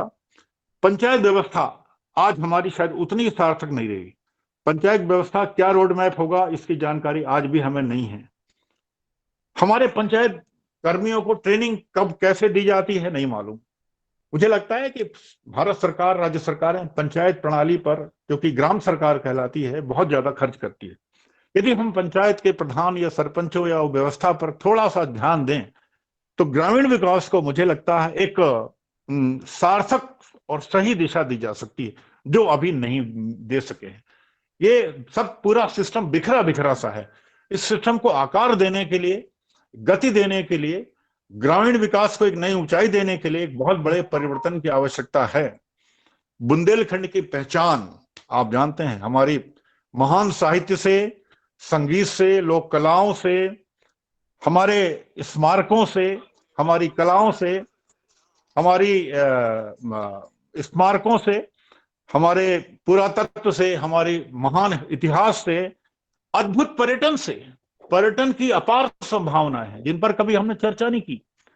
पर्यटन की संभावना अपार है इस क्षेत्र में, चाहे धर्म के क्षेत्र में हो। आप जानते हैं पूरे बुंदेलखंड में जैन धर्मावलंबियों के इतने तीर्थ हैं, सारी दुनिया में नहीं होंगे।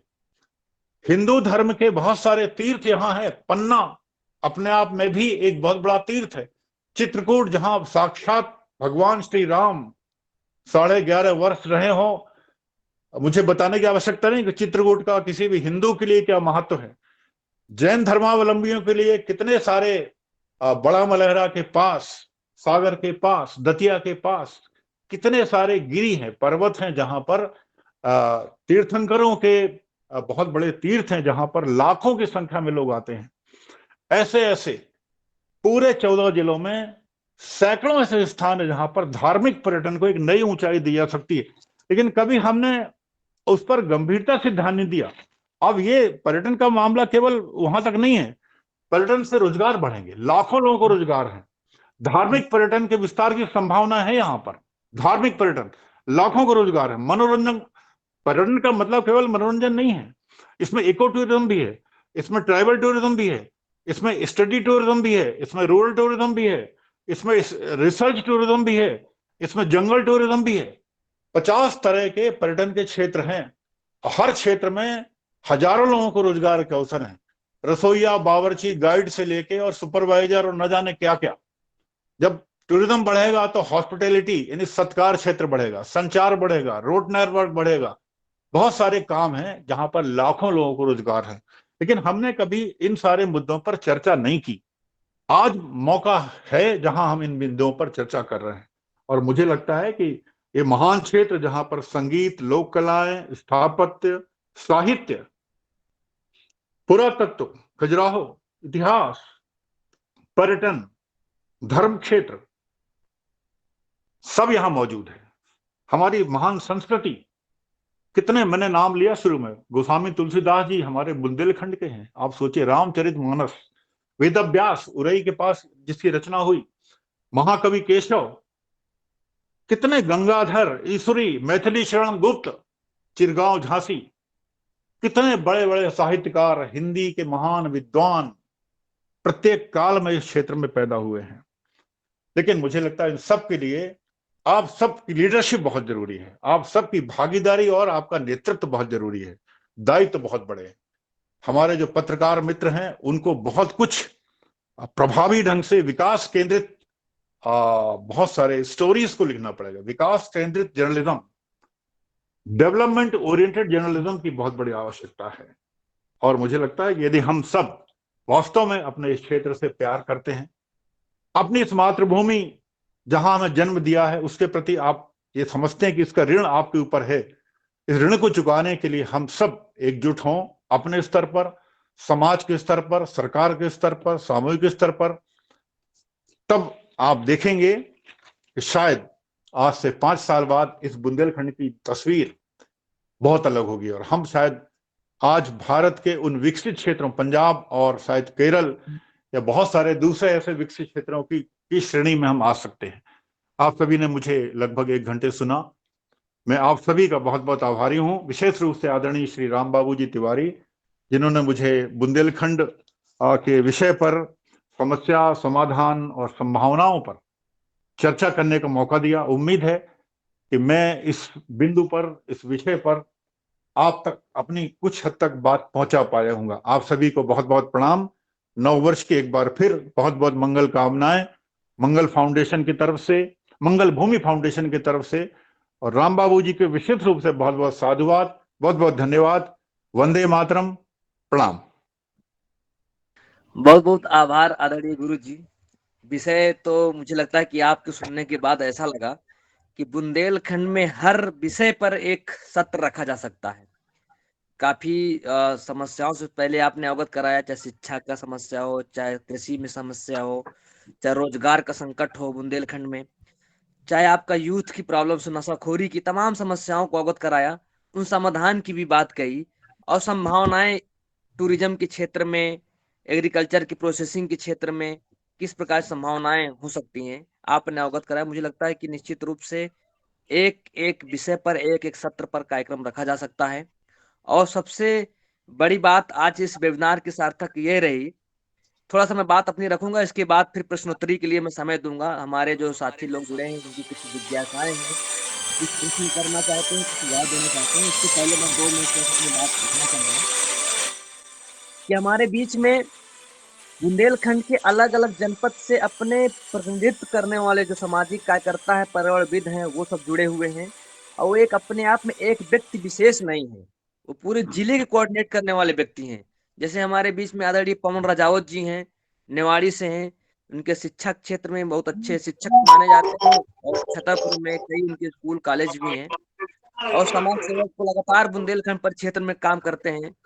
तो निश्चित रूप से नेवाड़ी और छतरपुर का प्रतिनिधित्व कर रहे हैं आदरणीय पवन राजावत जी। हमारे डॉक्टर शिव प्रेम याज्ञिक जी हैं, जो बड़े इतिहासकार हैं, चित्रकूट से रहने वाले हैं। अनिल शर्मा जी हैं। हमारे बुंदेलखंड के जाने माने सीए चार्टेड अकाउंटेंट आदरणीय विजय जी हैं।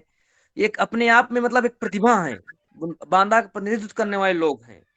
तो ऐसे हमारे धर्मेंद्र जी हैं, शंकर दयाल जी चित्रकूट से हैं, जो संस्था चलाते हैं और खास तौर पे जो जनजातीय समुदाय के बीच में काम कर रहे हैं। दीपक अग्रवाल जी हैं, धर्मेंद्र जी हैं। मुझे लगता है कि बुंदेलखंड से अलग अलग क्षेत्रों पर, अलग अलग जिले पे काम करने वाले लोग प्रतिनिधित्व के रूप में जुड़े रहे हैं। तो निश्चित रूप से एक बड़ा अच्छा वेबिनार रहा, सार्थक पहल रही। अब मैं हमारे साथ में अनिल शर्मा जी भी हैं, जो वरिष्ठ पत्रकार हैं और जालौन से रहने वाले हैं। तो मैं चाहूंगा कि हमारे जो बीच में साथी हैं, आश्रय सिंह जी हैं, जालौन के रहने वाले हैं। तो इस तरीके से कई अपने साथी जो अपने अपने क्षेत्र पे काम करने वाले लोग हैं जुड़े रहे, और लगातार 1 घंटे तक आपके विचारों को सुना, जाना, समझा। और निश्चित रूप से ये बहुत अच्छा कार्यक्रम रहा। लेकिन उसके पहले हम ये चाहेंगे कि प्रश्नोत्तरी का जो विषय है, जो हमारे साथी कुछ संक्षेप में पहले अपना परिचय देंगे। परिचय देने के बाद उपरांत अगर उनका प्रश्न है तो प्रश्न करेंगे, अगर कुछ सुझाव है तो सुझाव, ज्यादा समय न लेते हुए 1-1, 2-2 मिनट लेकर के ही बात रखेंगे तो ज्यादा अच्छा रहेगा। बहुत बहुत धन्यवाद। जी, मैं बांदा से अभिषेक शुक्ला बोल रहा हूँ। मेरी आवाज अभिषेक, पहुंच रही है? जी जी, अभिषेक भाई का भी हम नाम लेना भूल गए थे। बहुत क्रांतिकारी पत्रकार हैं।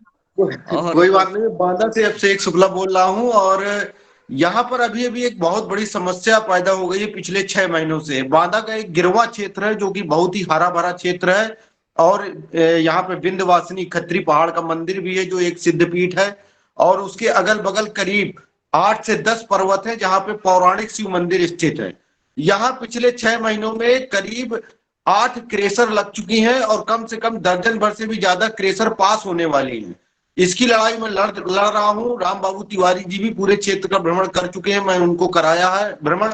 उन्होंने भी वहां की भयावहता देखी है कि कितनी बुरी स्थिति पैदा होने जा रही है। साल 2 साल में मुझे लगता है कि वहां के 20-22 गांव पलायन करने को मजबूर हो जाएंगे। तो मैं इस लड़ाई को लड़ रहा हूं। तो मैं चाहता हूं कि यहाँ सभी विषय के मर्मज्ञ बैठे हुए हैं, पर्यावरण के हों चाहे साहित्य के हों, सब विशेषज्ञ हैं। तो मैं थोड़ा जानना चाहता हूँ कि जो पहाड़ों में ब्लास्टिंग हो रही है और केसर हो रही है, इस पर रोक लगाने के लिए देखिए प्रशासन तक हमने खूब शिकायतें की हैं, धरना प्रदर्शन किया है, लेकिन एनजीटी में जाने का क्या माध्यम है और कैसे आप लोग मदद कर सकते हैं कि ये पहाड़ों में अवैध खनन रुक जाए, नहीं तो बहुत बड़ी बर्बादी हो जाएगी। जी, आदरणीय कृपा शंकर जी, मैं थोड़ा सा बताना चाहूंगा। ये बांदा गेरवा के बीच में जो बिंद पर्वत है, उस जरल पतराहा गांव के पास एक खनन हो रहा है। तो उस पर जो है ये काफी दिनों संघर्ष कर रहे हैं, और हम सबको भी साथ देना होगा, क्योंकि बुंदेलखंड में एक ये समस्या है। तो निश्चित रूप से यहाँ बुंदेलखंड के बौद्धिक वर्ग के लोग जुड़े हुए लोग हैं। तो इस समस्या का समाधान कैसे निकाला जाए, कुछ कानूनी सलाह हो आपके पास तो दीजिए। और नहीं तो हमारे जो साथी हैं, आश्रय सिंह जी हैं, दिल्ली पे रहते हैं और बुंदेलखंड की पीड़ा को समझते हैं। तो मुझे लगता है कि कुछ आश्रय सिंह जी कुछ मदद करें। तो इस लड़ाई को साझे रूप से हम लोग कैसे लड़ सकते हैं। ये जो आपका गिरवा में पहाड़ जिस तरीके से कबरई को पूरा नष्ट कर दिया गया है, उसी प्रकार से गिरवा को भी नष्ट कर दिया जाएगा। तो मुझे लगता है अभिषेक भैया कि इसमें आपकी मदद आश्रय सिंह जी बहुत अच्छे से कर सकते हैं, क्योंकि वो दिल्ली विश्वविद्यालय से पढ़ाई भी की है और दिल्ली में लगातार इनका संपर्क कांटेक्ट है। तो ये ज्यादा बेहतर रहेगा। मैं नंबर आदान प्रदान कर दूंगा, लेकिन कुछ कृपा शंकर जी कुछ कहना चाहें या आश्रय सिंह जी कुछ कहना चाहें तो इनकी बातों को जवाब दें। बहुत बहुत धन्यवाद। निश्चित मैं रूप से आपसे आपसे व्यक्तिगत बात कर लूंगा पर्सनल नंबर पे राम बाबू के जी के माध्यम से। जी जी जी, मैं नंबर ले लूंगा इनसे। फिर जो भी सहयोग होगा, जैसे भी होगा, हम लोग मिलके करेंगे। जी जी। ठीक है।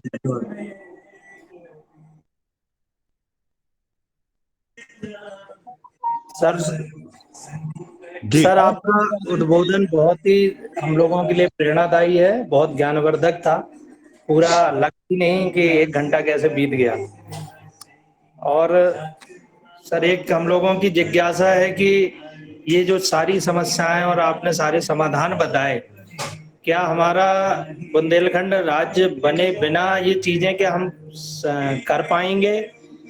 इस वर्तमान राजनीतिक व्यवस्था जो कि उत्तर प्रदेश और मध्य प्रदेश के रूप में है, क्या उस व्यवस्था के रहते हम अपने बुंदेलखंड को विकसित कर पाएंगे? जो आपने रूपरेखा बनाई है, जो आपने बिंदु रखे हैं, क्या उन बिंदुओं को वर्तमान राजनीतिक परिदृश्य में, वर्तमान भौगोलिक परिस्थिति में क्या हम प्राप्त करने की स्थिति में हैं? जी, आप मुझसे पूछ रहे हैं?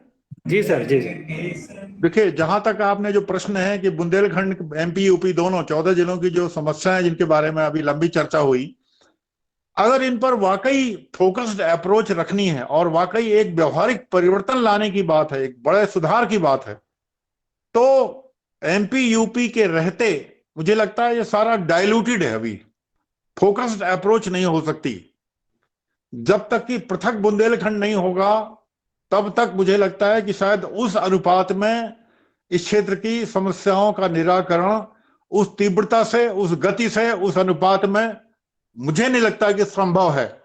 अगर कभी ऐसा संभव हुआ कि बुंदेलखंड प्रांत अलग बना, प्रदेश अलग बना, तब स्वाभाविक जिलेवार योजनाएं बनेंगी और इन समस्याओं के निराकरण में शायद एक नई गति मिल पाएगी।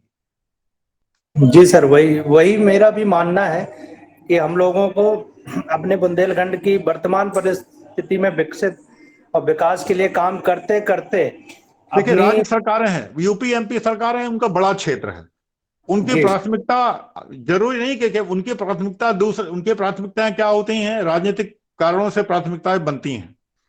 तो आप समझते हैं कि उनके लिए बड़ा प्रदेश है, बड़ा क्षेत्र है, तो उनके लिए दूसरे क्षेत्र भी महत्वपूर्ण है, वो उधर भी ध्यान देंगे। और जो अगर मान लीजिए अगर बड़े 6-7 क्षेत्र हैं तो 1/6 महत्व मिलेगा हमें। हमारा अपना राज्य होगा तो स्वाभाविक है पूरा महत्व हमारे क्षेत्र को मिलेगा। तो जो हमारे प्रयास होते हैं, सरकारों के भी प्रयास होते हैं, वो डाइल्यूट हो जाते हैं, बढ़ जाते हैं, तो शायद उस अनुपात में हम जो अपेक्षित रिजल्ट चाहते हैं वो नहीं मिल पाते। जी सर। सर मैं सत्येंद्र अग्रवाल बोल रहा हूँ हमीरपुर जनपद से। हेलो जी जी। हेलो सर हमने पूरे सर सुन पा रहे हैं? जी हाँ, सुन रहा हूँ, आ रही आवाज आपकी। सर बुंदेलखंड राज्य के लिए मैंने पूरे बुंदेलखंड की 14 जिलों की साइकिल यात्रा की थी हमीरपुर जनपद से। अद्भुत है, अद्भुत है, बधाई आपको, बहुत बधाई। दो बार मैंने झरोखर गांव से हमीरपुर जनपद के 14 जिलों बुंदेलखंड यात्रा की थी, अक्टूबर 2018 में और जनवरी 2018 में। आप झलोखर से बोल रहे हैं बुंदेलखंड। जी सर, आप झलोखर से बोल रहे हैं? जी जी हाँ, मेरा वो एरिया है, मैं देखा हूँ, झलोखर, कुरारा, कदौरा सब देखा हुआ मेरा। हाँ सर। तो बुंदेलखंड के लोग चाहते हैं बुंदेलखंड बने। और एक जो आपने पलायन पर बात कही सर, तो मैं यूनिसेफ में भी वर्क किया मैंने 2 साल। तो जो समस्या सरकार के द्वारा योजनाएं बहुत सारी चलती हैं और धरातल पर सर लागू नहीं हो पाती, इन पर क्या होना चाहिए? पलायन के लिए बहुत सारे विकल्प हैं जो लोग पलायन न कर पाए, जैसे मनरेगा, ये तमाम सरकार की महत्वाकांक्षी योजनाएं हैं, उन लोगों को लाभ नहीं मिल पाता सर। इस पर क्या हो सकता है सर? हो ये सकता है कि स्थानीय लोग अगर जागरूक हैं, ऐसे समूह बना के उन योजनाओं को व्यवहारिक स्तर पर लागू करने के एक पूरी इंटेंसिटी से, पूरी ताकत से, पूरी क्षमता से लागू किया जाए और उसको एक टाइम बाउंड प्लान्ड, समयबद्ध और योजनाबद्ध ढंग से अगर लागू किया जाए, एक समूह बना के। सर बीच में छोटा निवेदन सर इसमें ये भी है कि जैसे हम लोग वर्क करते हैं और इसके लिए प्रयास करते हैं, पर लास्ट में परेशानी यहाँ आती है, जैसे मनरेगा जैसी इतनी अच्छी योजना चली, जो लोग वाकई वर्क करना चाहते हैं, पैसा चाहते हैं, तो सर ऐसी कुछ नकेल हो जिससे लोगों को सीधा लाभ मिले। होता क्या है सर, प्रधान और बीच के लोग मिलकर उसको बंदरबाट कर लेते हैं और जो लोग वर्क करना चाहते हैं उनको काम नहीं मिल पाता और हमारे जैसे लोगों पर हर जन की नौबत आ जाती है सर। अब ये समस्याएं हमारी, ये समस्याएं जो है ना, इतनी गहरी जड़ें हैं इस व्याधि की, इस बुराई की, इस कमी की और इस झंझटों की, कि उसको एक दृढ़ निश्चय से ही दूर कर सकते हैं। लोग दबाव डालें, सामाजिक दबाव एक बहुत बड़ा होता है, सामाजिक दबाव बने जो व्यक्तिगत कार्य और किया। सामाजिक अक्षरा सिंह जी दबाव के मिले हैं बाद सर, रामबाबू तिवारी जी मिले हैं, इनके जी माध्यम से हम जुड़े हैं सर। मैंने प्रश्न रखा है, हम चाहते हैं सर, इस पर वर्क करता हूं मैं हमेशा, जी और जी आपका जी सानिध्य मिलेगा और सब पूरी टीम का, तो हम लोग नहीं, कार्य जरूर करते हैं इस जरूर क्षेत्र में। जरूर जरूर जरूर। आदरणीय लवलेश जी कुछ क्वेश्चन करना चाहते हैं जी। सर नमस्ते, लवलेश निषाद बोल रहा हूँ चित्रकूट से। नमस्कार लवलेश जी। हेलो जी नमस्कार। सर, नमस्ते जी सर। मेरा एक सवाल ये है कि चित्रकूट में एक मंदाकिनी नदी है जो पावन गंगा है। वो क्या होता है कि बरसात में तो भरी रहती है, लेकिन जैसे जैसे गर्मी बढ़ती है तो वह आगे चल के सूखने लगती है। मेरा सर जी कहना यह है कि अगर इस क्षेत्र से उसको नर्मदा को उसमें अगर जोड़ा जाए तो उसका सर पानी चलता रहेगा सर। इससे ये है कि बुंदेलखंड में जो पानी की समस्या है उसको भी निजात मिलेगा। पर्यावरणविद हैं, जो इकोलॉजिस्ट हैं, इसको कभी भी इससे सहमत नहीं होंगे। हमें मंदाकिनी को जी फिर से जीवित करने के लिए 12 महीने जल के बहाव के लिए, पवित्र नदी के लिए हमें दूसरे तरह के प्रयास करने पड़ेंगे। और इसके लिए है स्थानीय समुदाय, स्थानीय मेरा सर लोग, कहना ये है कि स्थानीय साधु वहाँ संत, वहाँ के मठ, वहाँ की खेती किसानी, वहाँ के किसान, जी इनको आगे आना पड़ेगा। और मुझे लगता है इसके रहते ही संभव है। वो जो आपने बात की है, मुझे लगता है उसमें बहुत सारी बाधाएं हैं, खर्चे बहुत हैं, लंबा चौड़ा बजट होगा, और मुझे लगता है कि उतना व्यवहारिक नहीं है। हम उससे 1/10 प्रयासों में मंदाकिनी को फिर से वही रूप दे सकते हैं, लेकिन हमें दृढ़ संकल्प चाहिए। अभी राम बाबू जी ने इस पर पहल शुरू की थी, उसी पहल को थोड़ा सा आगे बढ़ाएं तो क्रमशः धीरे धीरे अगले 3 4 5 वर्षों में स्थिति थोड़ा बेहतर हो सकती है। लेकिन स्थानीय स्तर पर प्रयास, चूंकि 40-42 किलोमीटर लंबी नदी है, इतनी बड़ी नदी नहीं है कि उसमें जी बहुत बड़ी जी बाधाएं हैं, लेकिन फिर भी, हाँ, फिर भी मुझे लगता है कि ये सारे प्रयास ज्यादा कारगर हो सकते हैं, मेरा ऐसा मानना है। सर मैं थोड़ा सा इस पर बोलना चाहूंगा। आदरणीय बोलिए। लवलेश जी 50 की चिंता चिंता जायज है। आदरणीय लवलेश जी का जो गांव है ठीक मंदाकिनी नदी के किनारे ही है, और हाँ ये आदरणीय लवलेश जी निषाद समुदाय से आते हैं, जो नदी के किनारे के जलजीवी समुदाय है उसी जी जी समुदाय से आते हैं, और संयोग से सरपंच भी रहे हैं। अपने सरपंच काल पे लगातार मां मंदाकिनी की अविरलता निर्मलता की लड़ाई लड़ी है, और जिले में इस समय भारतीय जनता पार्टी के जो ओबीसी मोर्चा उसके जिलाध्यक्ष भी हैं। तो हमारे इस यात्रा में भी काफी इन्होंने सहयोग किया था, और इनकी चिंता जो हम समझ रहे हैं, इनकी चिंता ये है कि यह जो मंदाकिनी का जो उद्गम स्थल है, उद्गम स्थल से जैसे ही मठ मंदिरों के पास आती है, अब मठ मंदिर के लोग जो मठाधीश है उस नदी को खत्म कर देते हैं।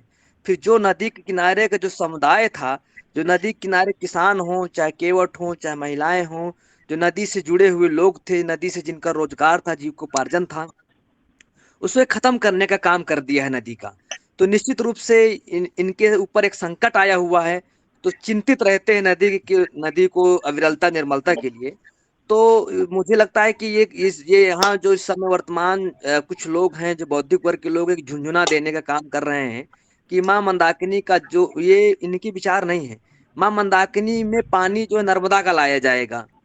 अब नर्मदा का पानी लाएंगे जब नदी ही नहीं बचेगी, जो नदी का जो रकबा संख्या गाटा संख्या वो नहीं बचेगा, चाहे नर्मदा का नहीं, चाहे जहाँ का पानी ले आइए, किसी काम का नहीं है। तो हम लोगों को लवलेश भाई यहाँ काम करना होगा कि जो नदी के जो सीमांकन पहले कराने की कोशिश करनी होगी, क्योंकि नदी की सीमा नहीं निर्धारित है।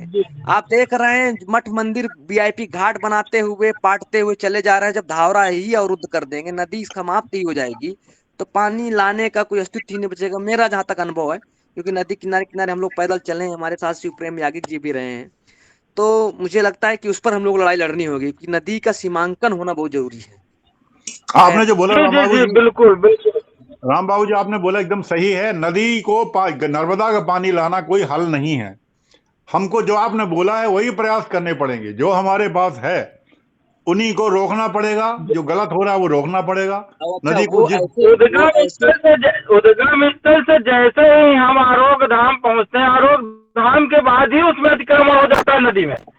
जैसे जैसे सीढ़ियाँ बनाए उस सीढ़ियों के बाद वो चबूतरा बनाए, उसके बाद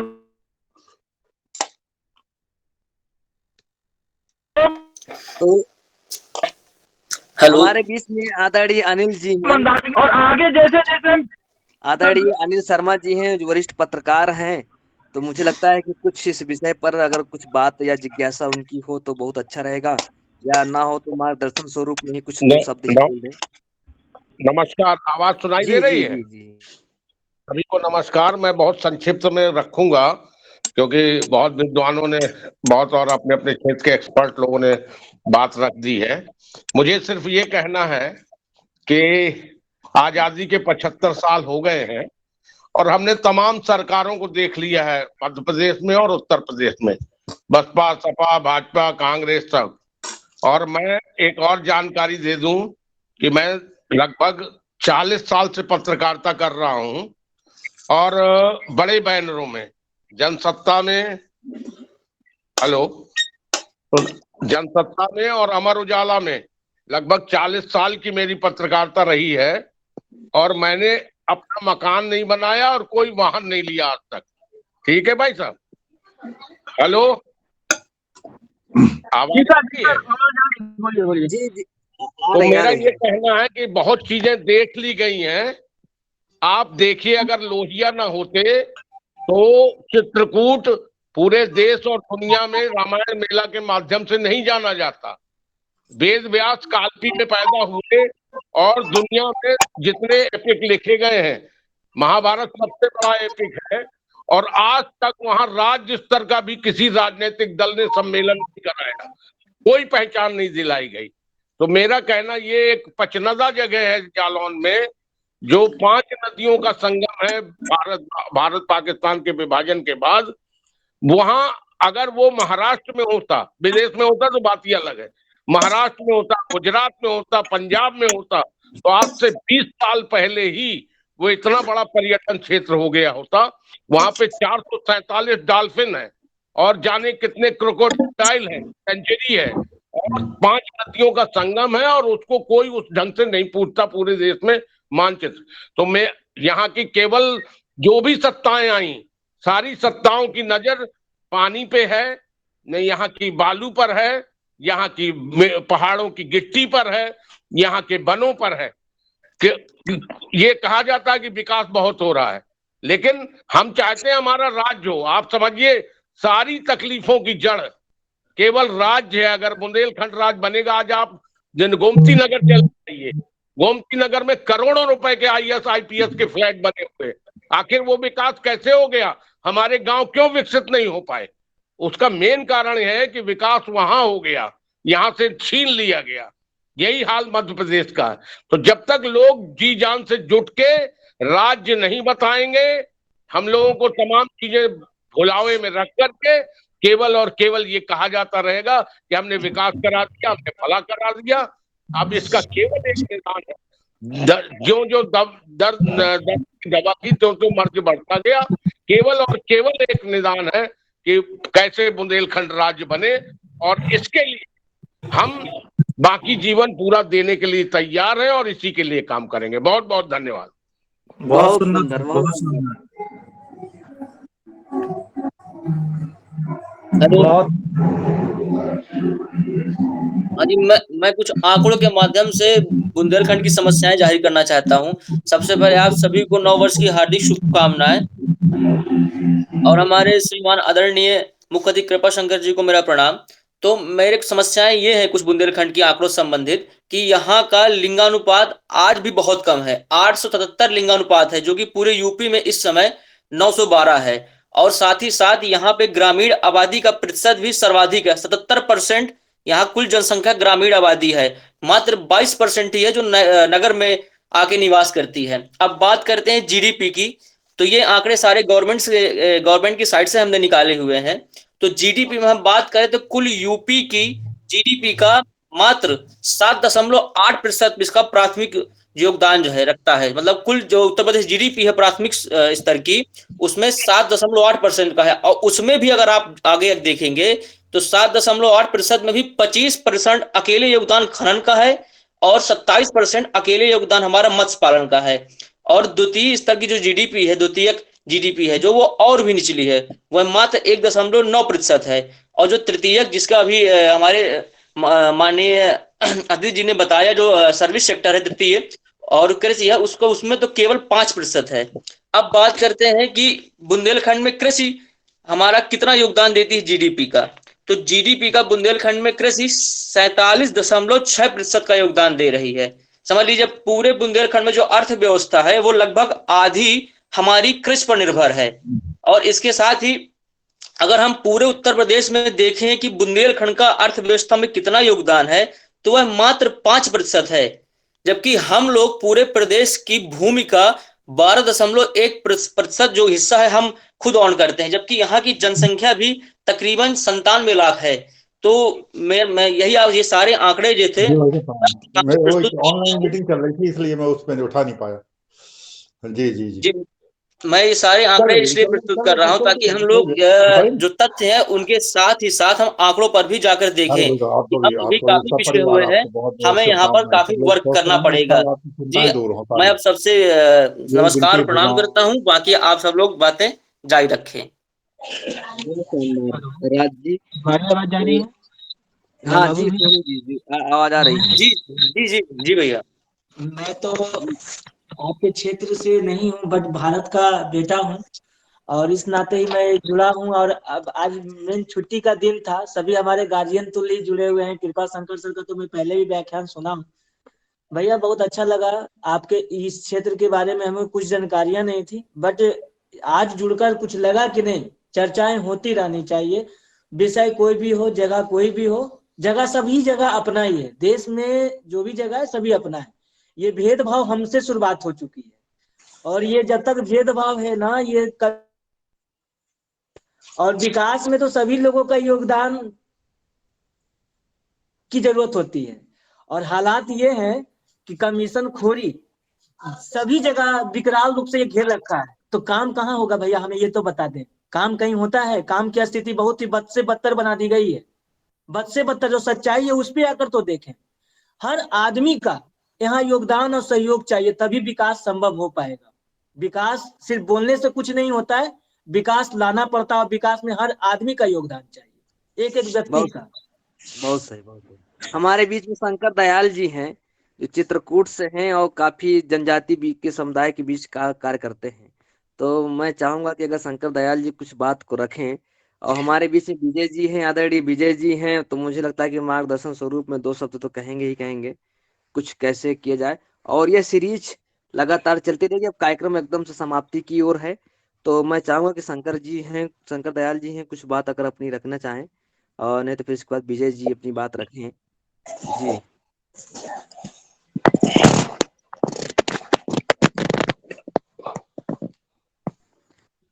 मुझे लगता है कि शंकर दयाल जी तक बात शायद पहुंच नहीं पा रही है।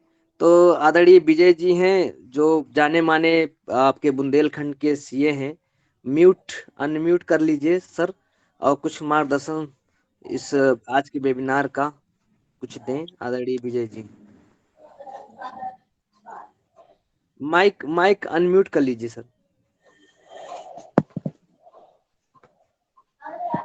माइक अभी आपका म्यूट है तो आवाज नहीं आ रही है, अनम्यूट कर लीजिए। तो क्लिक करिए उसमें, तो माइक में जो बना है, तो वीडियो में नहीं, उधर माइक का एक होगा, उस पर क्लिक करिए जी।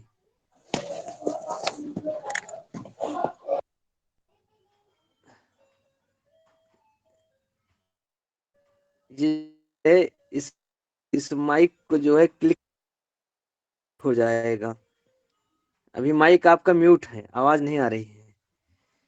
आप अपने माइक पर जाकर क्लिक करिए जो है, तो वो अनम्यूट हो जाएगा।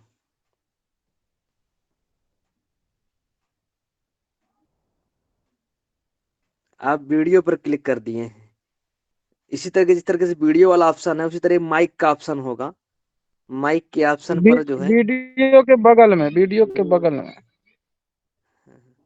चलिए, हो सकता है कि थोड़ा सा दिक्कत हो रही हो, तो आवाज आ नहीं रही है आपकी। तो मुझे लगता है कि अब कार्यक्रम अगर कोई और साथी हैं उनका प्रश्न कुछ हो तो कर लें, नहीं तो कार्यक्रम के मैं औपचारिक रूप से समाप्त धन्यवाद ज्ञापन देने के बाद समाप्ति की ओर चले।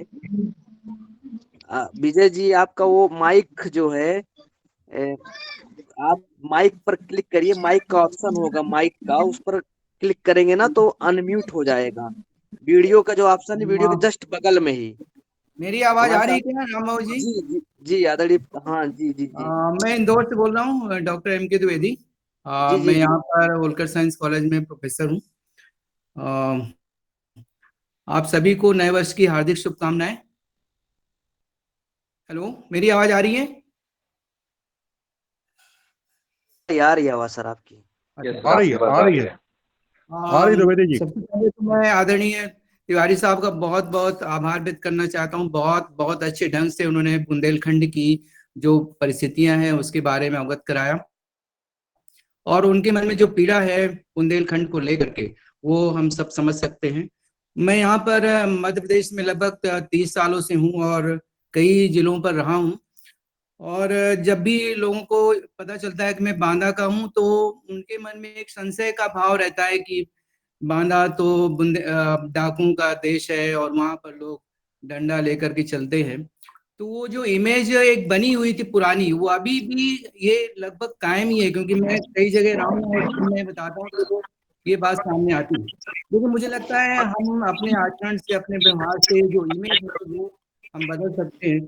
और हमारे आदरणीय तिवारी साहब तो सभी मध्य प्रदेश में सभी जगह घूमते रहे हैं, और मुझे लगता है कि वो जब हैं हमारे बीच में और वो उनका मार्गदर्शन हमको मिलता है तो बुंदेलखंड की जो इमेज है वो निश्चित रूप से लोगों के मन में बहुत अच्छा सकारात्मक प्रभाव डालेगी। मैं बहुत आभारी हूँ राम बाबू जी आपका कि आपने एक बहुत अच्छे प्रश्न को लेकर के ये इस वेबिनार का आयोजन किया और सभी को इकट्ठा किया, और मुझे उम्मीद है कि आगे चलकर हम सभी लोग बुंदेलखंड को लेकर जो जितना भी हम कर सकते हैं बुंदेलखंड की हम करने का प्रयास करेंगे। एक बार पुनः आप सभी को बहुत बहुत धन्यवाद, आभार, थैंक यू।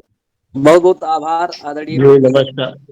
अब हमारे बीच विजय जी का माइक जो है म्यूट हो गया है, तो मैं चाहूंगा कि कुछ विचार रखें। उसके बाद आदरणीय पवन राजावत जी से भी चाहूंगा कि कुछ शब्द रखेंगे जी। सर ठीक है जी, नमस्कार सभी को। बहुत अच्छा प्रयास है, आप लोग ये बौद्धिक आदान प्रदान कर रहे हैं, और निश्चित रूप से किसी भी चीज को करने के लिए पहले विचार ही करना पड़ता है, और विचार के बाद ही उसकी योजना बनती है। जो डॉक्टर कृपाशंकर जी ने जो सुझाव दिए हुए हैं वो बहुत ही महत्वपूर्ण है, उनको एक एक करके उन पे विचार करना चाहिए और सब लोगों को मिलकर काम करना चाहिए। जो जहां है वहीं पर कार्य करें। मैं पिछले 28 वर्षों से सीए की प्रैक्टिस कर रहा हूँ। काफी कुछ यहाँ की पूरी आर्थिक एक जो स्थिति है उसके बारे में समीक्षा करता रहता हूँ। तो यहाँ पूरी की पूरी अर्थव्यवस्था कृषि पर आधारित है। हम जो ऑडिट में आंकड़े देखते हैं, यहाँ पर 3 महीने का जो व्यापार है वो 9 महीने के व्यापार के बराबर होता है। अप्रैल मई जून में जो फसल कट के आती है, जो चैत जिसे बोलते हैं, चैत कट के जो आता है वो उसकी बिक्री 3 महीने की बिक्री जितनी होती है। मान लीजिए पूरे साल में कोई आदमी 20 लाख रुपए का व्यापार कर रहा है तो 10 लाख रुपए का व्यापार केवल वह 3 महीने में करता है। तो कृषि आधारित हमारी व्यवस्था है, इतना महत्वपूर्ण हमारा कृषि का क्षेत्र है, जिसके लिए सबको मिलकर काम करना है कि हमारी यहाँ कृषि कैसे यहाँ पर एक कमर्शियल क्रॉप के रूप में कन्वर्ट हो जाए, कैसे हमारे ग्रामीण क्षेत्र के जो लोग हैं वो और अच्छी तरह से अपने कृषि का कार्य करें, तो जिससे यहाँ की आर्थिक तरक्की हो सके। जितने भी विचार हैं तभी समझ में आते हैं जब हमारा पेट भरा होता है। अगर हमारे गांव में खुशहाली फैलेगी तो हम लोग जो विचार कर रहे हैं वो विचार तभी समझ में आएंगे, अन्यथा विचार ही रह जाते हैं।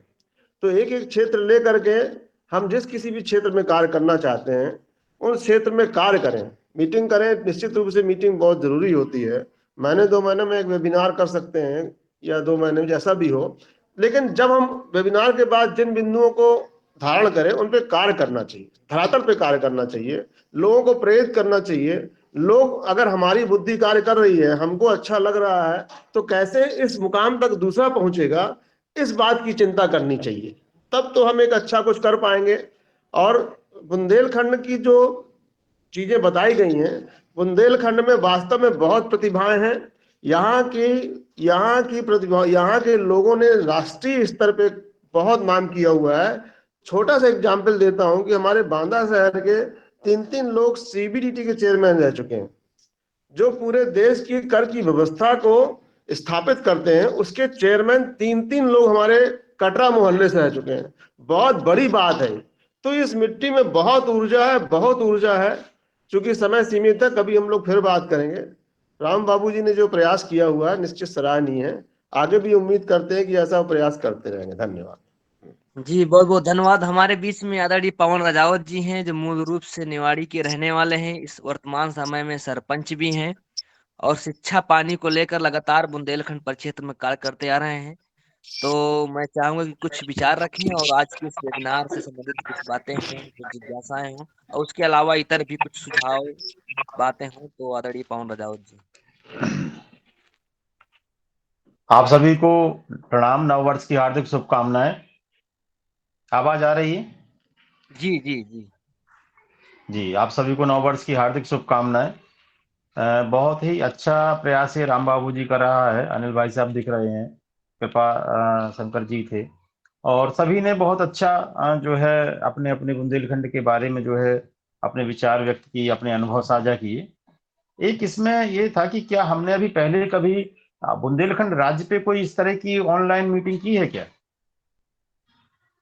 अभी भाई नहीं किए क्या हैं है सर। कि भाई समस्याओं के हल के संदर्भ में कई इसमें पक्ष और विपक्ष हैं कि कुछ लोग कहते हैं कि बुंदेलखंड बनेगा तो फायदा होगा, और कुछ लोगों का कहना है कि नहीं, फायदा नहीं होगा, नुकसान होगा। तो हम ये चाहते हैं कि अगर एक निकट भविष्य में एक मीटिंग बुंदेलखंड राज्य, क्योंकि समस्याएं उनका एक हल बुंदेलखंड राज्य बनना भी हो सकता है और वह समस्याओं को बढ़ा भी सकता है। अगर हमने उसको अन्य राज्यों में जो परिणाम हुए हैं उनका एनालिसिस किया तो हम बेहतर एक निष्कर्ष पे पहुंच सकते हैं। तो बस एक यही छोटा सा सुझाव था कि अब इन समस्याओं को हल करने के लिए इस पहलू पर विचार करें, किसी दिन एक ऑनलाइन मीटिंग रख के और उस पर आंकड़ों के साथ बात करें। और इतने अनुभवी लोग आपके साथ जुड़े हैं तो निश्चित तौर पे बहुत अच्छे जो है निष्कर्ष निकलेंगे। जी राम बाबू जी, इसको नोट करिए, इस पे एक हाँ जी, वेबिनार करेंगे। बिल्कुल बिल्कुल बिल्कुल। नहीं, बहुत अच्छा सुझाव है। उसमें खास तौर पे दोनों पहलू के लोगों को रखा जाएगा कि जो पृथक राज्य होने के बाद जो समस्याएं उभरी, जैसे पहाड़ में है, उत्तराखंड क्षेत्र में या अन्य कई जगहों में, तो उनके विशेषज्ञ भी अगर रहेंगे तो बहुत अच्छा रहेगा और लगभग 2 घंटे का एक सत्र रखा जाएगा। और जी जो पक्षधर हैं वो पक्षधर अपनी बात रखेंगे। फिर इसके बाद एक समालोचना टाइप में कोई एक किसी एक व्यक्ति से अध्यक्षता करा दी जाएगी। तो मुझे लगता है कि ज्यादा अच्छा रहेगा। जी, ये बहुत अच्छा बिल्कुल। सुझाव है। और और किसी की जिज्ञासाएं हों, कुछ प्रश्न हो, नहीं तो मुझे लगता है कि 2 घंटे होने जा रहे हैं, तो हम लोग कार्यक्रम की समापन की घोषणा करें। हाँ, हम जो है करें और एक एक मीटिंग रखें सरपंचों पे, जो कहा है जी अभी कृपा शंकर जी ने। एक्चुअली सरपंचों को जैसे हम लोग ट्रेनिंग हुई थी, तो ट्रेनिंग नहीं, औपचारिकता हुई थी। जिस भी संस्था को वह काम मिला था उन्होंने औपचारिकता करके और निकल लिए थे। आप ये बताइए 2 घंटे 3 घंटे में कहीं सरपंचों की ट्रेनिंग होती है? 6 महीने हो गए हैं, रोजगार सहायक को सचिव घुमा रहे हैं, लूट रहे हैं रोजगार सहायक को सचिव आम जनता को। हमारे यहाँ से सचिव भाग गया क्योंकि वो हमने कमीशन देने के लिए तो कह दिया था कि भैया जो आपका परसेंटेज हो लो, लेकिन जनता का शोषण नहीं करने देंगे कि 5 रुपए लग नहीं रहे हो, 500 ले रहे हो। भाग गया क्योंकि वो उससे उसको सरकारी योजनाओं से जितना पैसा मिलता है उससे कहीं अधिक वो जनता को लूटता है। एक एक आवास पे 30,000 से 40,000 रुपए पंचायत में खाए जा रहे हैं, जिसमें सरपंच, रोजगार सहायक और सचिव शामिल। तो अगर कोई ऐसा उस पे भी हो सके तो ये दो बड़े महत्वपूर्ण वो रहेंगे कार्य। बिल्कुल बिल्कुल। उसको तो हम लोग ऑफलाइन भी सोच रहे हैं कि एक प्रशिक्षण हर जिले वाइज जो है, एक हमारे कुछ लोग हैं इसमें जो काम करने वाले, एक पूर्व डायरेक्टर रहे हैं। अभी वर्तमान में मनोज, यूपी के मनोज कुमार सिंह जी हमारे टच में हैं, तो हमसे कई दफा कहे हैं कि जो जागरूक सरपंच हैं देखिए उनको क्या अलग है, से जागरूक करिए। सरपंच तो है, प्रशिक्षण देने वाला वो व्यक्ति हो जो सरपंच रहा हो, हाँ, ये भी बात वरना सही नहीं हो। है। किताबी ज्ञान कोई काम नहीं आ रहा है। हम देख रहे हैं कैसे करनी पड़ रही है वो समस्या है। अब जब हम अपने आप को बड़ा विद्वान योग्य समझते थे, वहां सारी योग्यता जो है सही। चक्कर लगाती है बाबुओं के। तो वो जो है कि कोई एक व्यक्ति जो उत्तर प्रदेश में वो करवाइए, उत्तर प्रदेश में उत्तर प्रदेश का सरपंच हो शामिल, साथ में 1-2 बार का सरपंच रहा हो वो जो व्यक्ति, और एमपी में एमपी का व्यक्ति जो 1-2 बार सरपंच रहा वो प्रशिक्षण दे तो वो प्रशिक्षण प्रैक्टिकल होगा। थ्योरेटिकल तो ठीक ठाक है, वो प्रैक्टिकल प्रशिक्षण होगा और उससे लाभ मिलेगा। बिल्कुल सही सही एकदम बिल्कुल, सही। बहुत अच्छा सुझाव। तो मुझे लगता है कि आदरणीय कृपा शंकर जी, अगर आपकी आज्ञा हो तो कार्यक्रम की औपचारिक रूप से समाप्ति की ओर हम जाएं। बहुत बहुत बहुत धन्यवाद प्रोफेसर कृपा शंकर जी, जो आज इस बुंदेलखंड समस्या समाधान संभावनाएं विषय पर बात रखी। निश्चित रूप से यह विषय बहुत लंबा था और इस विषय पर छोटे छोटे माइक्रो लेवल विषय पर डिवाइड करके बात हम लोगों को करनी होगी। कभी एक सत्र शिक्षा पे होगा, एक सत्र ग्राम पंचायत सशक्तिकरण पर होगा, एक सत्र हम लोग 73वां संविधान संशोधन ग्रामीण पर रख सकते हैं, पंचायती राज व्यवस्था पे रख सकते हैं। इस तरीके से अलग अलग विषयों पे, नदियों से, तालाबों से संबंधित, पर्यटन से संबंधित, जैसे आदरणीय अनिल प्रकाश जी का अनिल जी का जो सुझाव था कि पचनदा अगर ये कहीं और जगह होता तो निश्चित रूप से एक बड़ा हब सेंटर होता टूरिस्ट का, लेकिन हम लोगों के यहाँ इतने 5 नदियों के संगम होने के बावजूद भी हम लोग उस पर कुछ नहीं कर पा रहे हैं। अप्रोच रोड भी नहीं है अभी तक। जी जी, तो इस तरीके से अलग अलग विषयों पर हम लोग एक इस वेबिनार के माध्यम से उस विषय के एक्सपर्ट को रख सकते हैं। और सबसे अच्छी सार्थक ये रही कि इतना आज नया वर्ष है, व्यस्तम शेड्यूल होने के बावजूद भी सारे बौद्धिक लोग हैं, सारे सामाजिक व्यक्ति जो समाज के साथ जुड़ने रहने वाले लोग रहे और उनके पास समय नहीं अभी रहा, भी लेकिन एक विषय और है जो मतलब हमें लगता है रखना चाहिए, पत्रकारिता। जी जी जी जी जी, जगह जगह बुंदेलखंड में और पत्रकारों की भूमिका या पत्रकारिता का क्या रोल होना चाहिए अपने बुंदेलखंड के लिए, वो थोड़ा सा विषय अभी तक छुआ नहीं गया है। तो इन सारे हमारे विषयों पर हम लोग एक सीरीज चलाने की कोशिश करेंगे और मुझे उम्मीद है कि आप सब ऐसे ही आशीर्वाद और ऐसे ही सहयोग करते रहेंगे तो निश्चित रूप से कुछ सार्थक कुछ बातें निकल करके आएंगी। और ये 2023 संकल्पित है, इसीलिए ही ये लगातार साल भर सीरीज चलती रहेंगी और जमीन पर भी उतारने का प्रयास किया जाएगा। और हमारे जो साथी लोग हैं जो अलग अलग विषय पर काम कर रहे हैं, तो समग्र रूप से एक दूसरे का कोऑपरेट सहयोग करना होगा। जैसे कि हमारे बीच में पवन राजावत जी हैं, अपने उस गांव को एक आदर्श मॉडल गांव बनाना चाहते हैं और संयोग से ये अच्छी बात है कि उस गांव के सरपंच भी हैं। तो हम लोग उस गांव की विकसित कैसे कर सकें, सतत विकास कैसे कर सकें, प्रकृति केंद्रित कैसे विकास कर सके, तो उस सब पर भी हम लोगों को विचार करना होगा। हम लोग एक थिंक कैसे दे सकते हैं, या कोई साथी कृषि पर अच्छी तकनीक रखता हो या अच्छी समझ रखता हो, ट्रेनिंग दे सकता है, तो एक मॉडल हम लोग समाज के लिए दे सकते हैं। और सारी संसाधन भी हैं वहाँ। तो इस तरीके से जैसे मान लीजिए कि आप औता गांव पे हैं, आदरणीय आश्रय सिंह जी जो काम कर रहे हैं तालाबों पे पानी पर, तो हम आपके यहाँ क्या कर सकते हैं। सत्येंद्र जी झलोकर को लेकर चिंतित रहते हैं। तो जब तक एक दूसरे का सहयोग नहीं किया जाएगा तो मुझे लगता है कि फिर अपनी अपनी राग अपनी डफली बजाते रहेंगे, हम लोग सफल नहीं हो पाएंगे।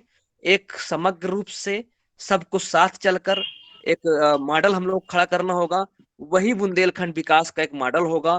तभी लोग जो है सकारात्मक एक माहौल बनेगा और ये प्रयास हम लोगों ने शुरू कर दिया है। और मैं आभार प्रकट करना चाहूंगा सभी साथियों का जो इतना बहुमूल्य समय पर आप लोगों ने समय दिया। हमारे टेक्निकल जो साथी हैं रजनीश जी का मैं उनका आभार प्रकट करूंगा। संजीव जी हैं जो पोस्टर डिजाइन करने का काम किया है, उनका मैं आभार प्रकट करता हूँ। हमारे एमबीआरडी के छात्र सुमांकर जी हैं जो इस पूरे वेबिनार को हैंड करते हैं और वो यूट्यूब चैनल में भी इस पूरे वेबिनार को डालने का कार्य करेंगे। जो साथी नहीं जुड़ पाए हैं वो इस यूट्यूब के माध्यम से भी देख सकते हैं। और मैं सभी अपने बड़े भाइयों का, सभी साथियों का मैं आभार प्रकट करता हूँ और कार्यक्रम के औपचारिक रूप से समाप्ति की घोषणा कर रहा हूँ। बहुत बहुत आभार आप सभी का, बहुत बहुत प्रणाम। आज तो हैंड थोड़ी पीपर है, आगे है ना वो पीपर शायद, वो है नहीं आगे तो हमसे मोड़ के